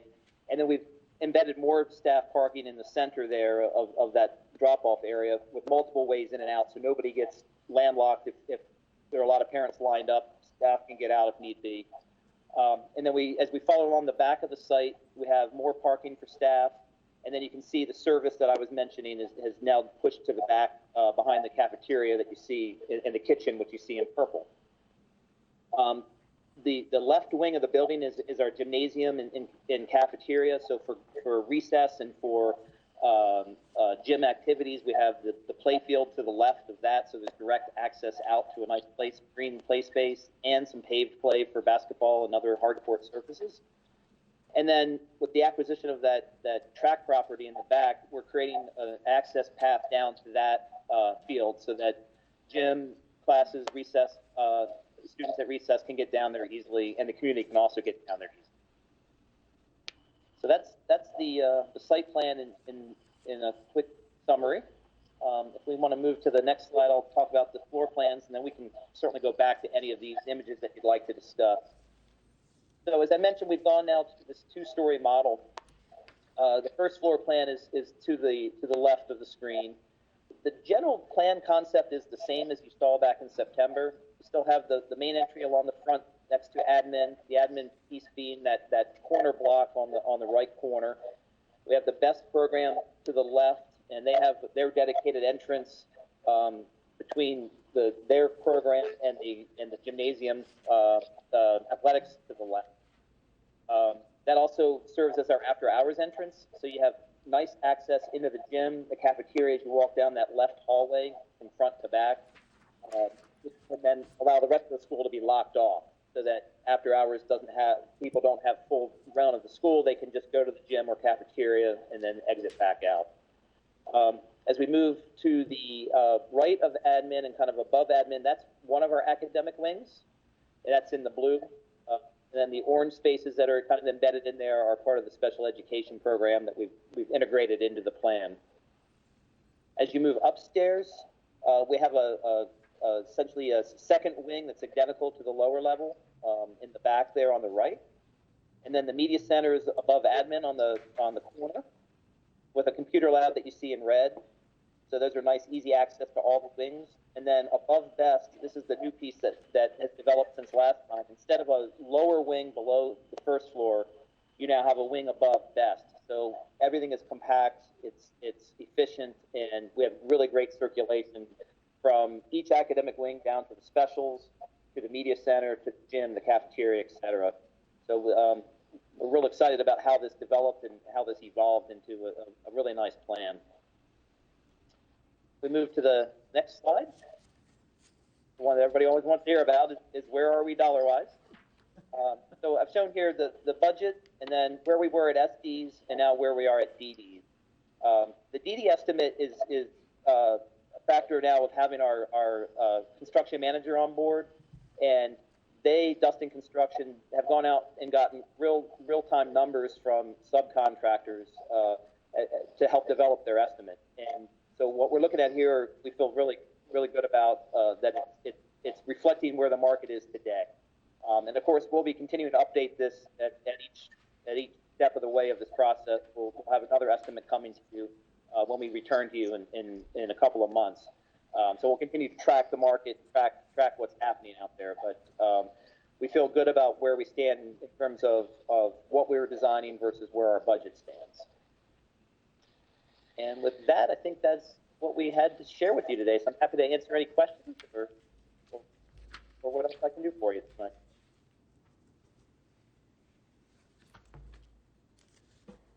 I just want to say thank you for all the hard work that everyone on the committee has done.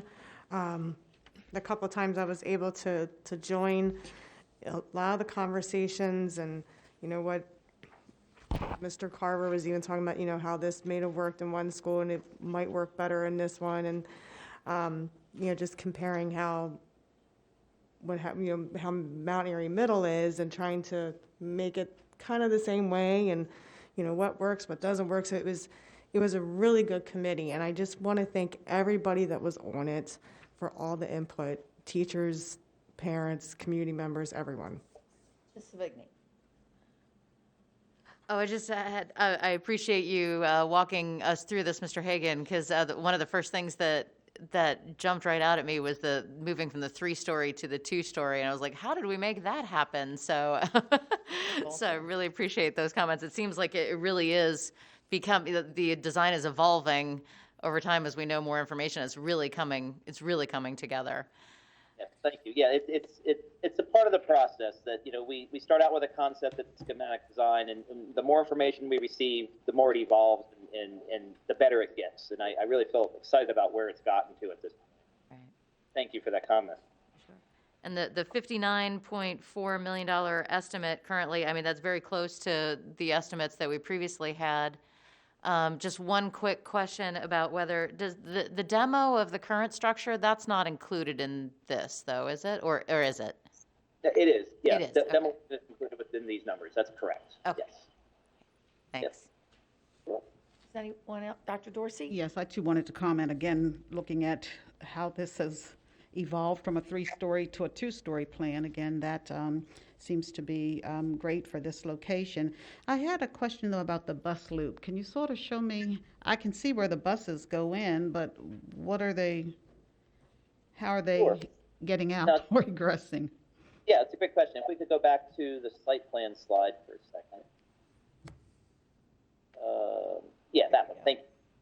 So the way we're proposing that this work, the buses would either come up Tuck or come up Longwell, turn onto the site, and it's a 2-lane road that will come down, loop around in front of the building, and buses can stack either in front of the sidewalk there that you see as we're showing, or they can park in the chevron spaces and stage there as well.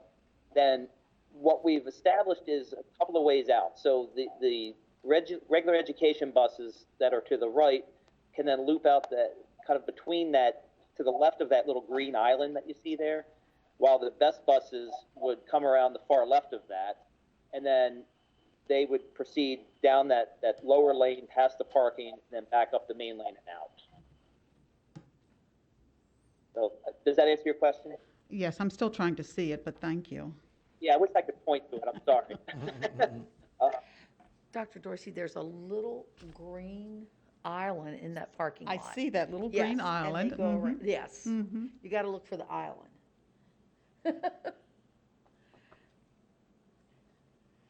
Well, all I can say is this is very exciting that we're moving forward because it's nice to hear good things. Does anybody else have any other comments?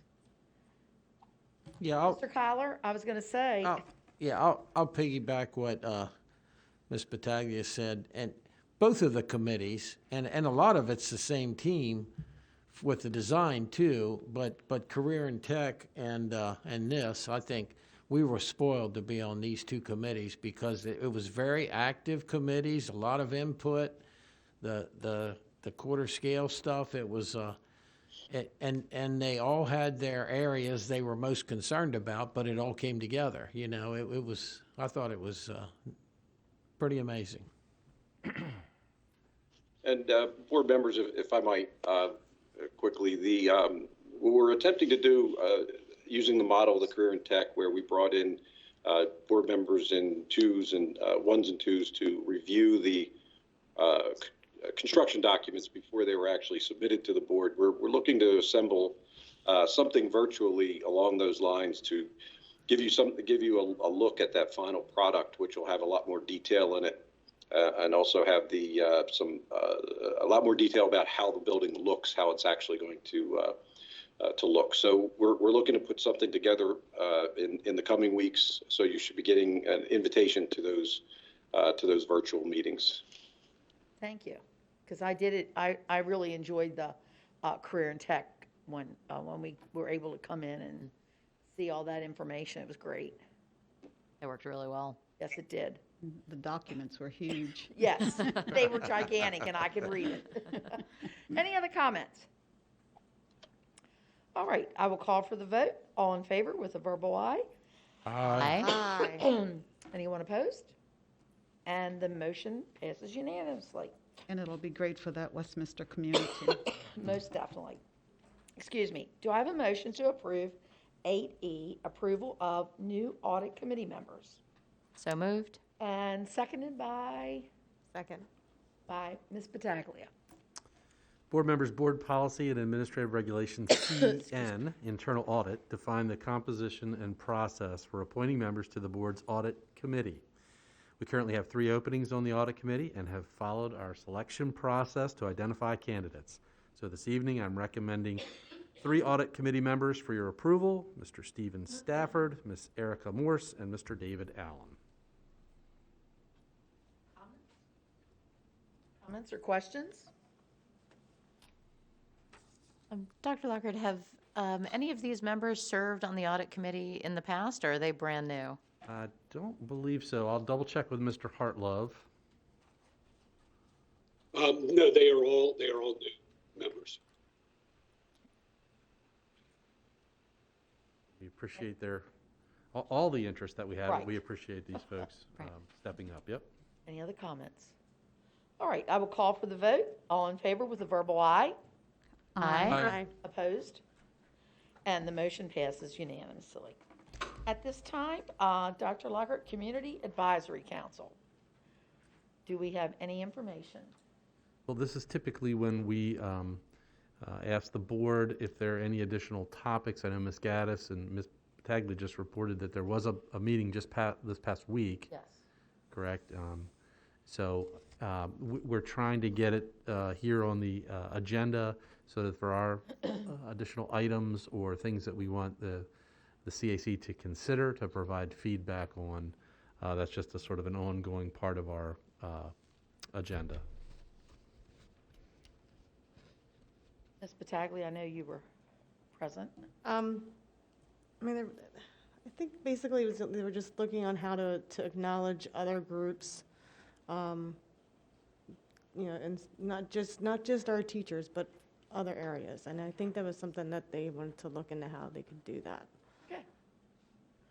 I don't remember if there was anything else they. All right. Okay, well, thank you for that information. All right, from that, we will move on to unfinished business or new business.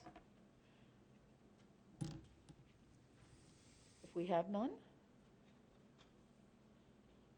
All right, we will move on. At 5 p.m. on Monday, January 4th, 2021. Wow. Board updates meeting with no citizen participation in the boardroom at 125 North Court Street, Westminster. And then we will have 5 p.m. Wednesday, January 13th, 2021, board meeting with citizen participation in the boardroom at 125 North Court Street, Westminster. And then 7 p.m. on Wednesday, January 27th, 2021, FY22 operating budget hearing in the boardroom at 125 North Court Street, Westminster. Yes, Mr. Collar. We had discussed, and I honestly can't remember either yesterday or earlier today, the possibility that January 4th meeting, because there were going to be decisions made at that meeting, or at least verification of decisions, that we were going to allow citizen participation at that meeting. I don't know what the rest of the board thinks of that, if we should or shouldn't, but. Would you like to make a motion? Sure, I can. I'd like to make a motion that we allow citizen participation at the January 4th meeting. And do we have a second? I'll second that. So did you want to? Yeah, I mean, I just think it's good for the public and the employee units to have their 3 minutes to say something if they so choose. Any other comments? I will call for the vote. All those in favor with a verbal aye? Aye. Aye. Opposed? And it passes unanimously.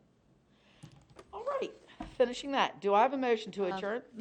Ms. Herbert, just Yes, one I'm other sorry. thing. I know that we had talked about having the joint meeting with the commissioners Oh, okay. in early January. Do we have a date for that yet? Or are we working on a date for that? John, I know you had reached out to Ms. Wyndham at the county. Do you have any update on a joint meeting? I know they were working on trying to solidify a date. That's pretty much the update. Did talk to Ms. Wyndham, and she was going to try to coordinate some dates and be in touch as soon as possible. And so we assume we'll be hearing from her soon with some dates. And then, And also Mr. Neal, you'll forward it, Andy or somebody will forward us those dates to get it. Okay. And were we also going to try to do something with the delegates? Because we typically have that October timeframe with them that we weren't able to do this year. Yes, that was. Yeah, so in general, Steve, Dr. Lockhart, I don't want to talk for you. In general, that's, I think, its own conversation specific to the item we talked about that night, sort of a hold harmless for maintenance of effort. That's probably a conversation that matters as much to the Board of Commissioners as it does to the Board of Ed. That might, one could view that as a piece of legislation where the Board of Commissioners might want to be in a lead role. And so that's another thing that Dr. Lockhart and I put on Ms. Wyndham's radar to give them some time to think about that and have some discussion. Maybe that could be first an agenda item. And I know I'm perhaps speaking out of turn, but thinking out loud, maybe that could be one of the agenda items that's discussed jointly to see if that's a direction everyone wanted to move in. Good possibility. Okay. All right, anything else? And just a reminder that we need to go back into Yes, closed. I was going to do that, yes. After this, we will resume our closed meeting, and do I have a motion to adjourn the meeting? You're not going to do it? I'm gonna give it, okay, after 4 years, I am giving this up. And may I have a second? I'll second. Ms. Pataglia. So, Ms. Pat, you're it. I've got a new hat. All in favor? Aye. Aye. And opposed? Thank you very much. It passed unanimously. And have a good evening, and we are going to go into closed. Thank you very much, and have a good evening. Merry Christmas and Happy New Year. That's Do we right. need to And- sign that on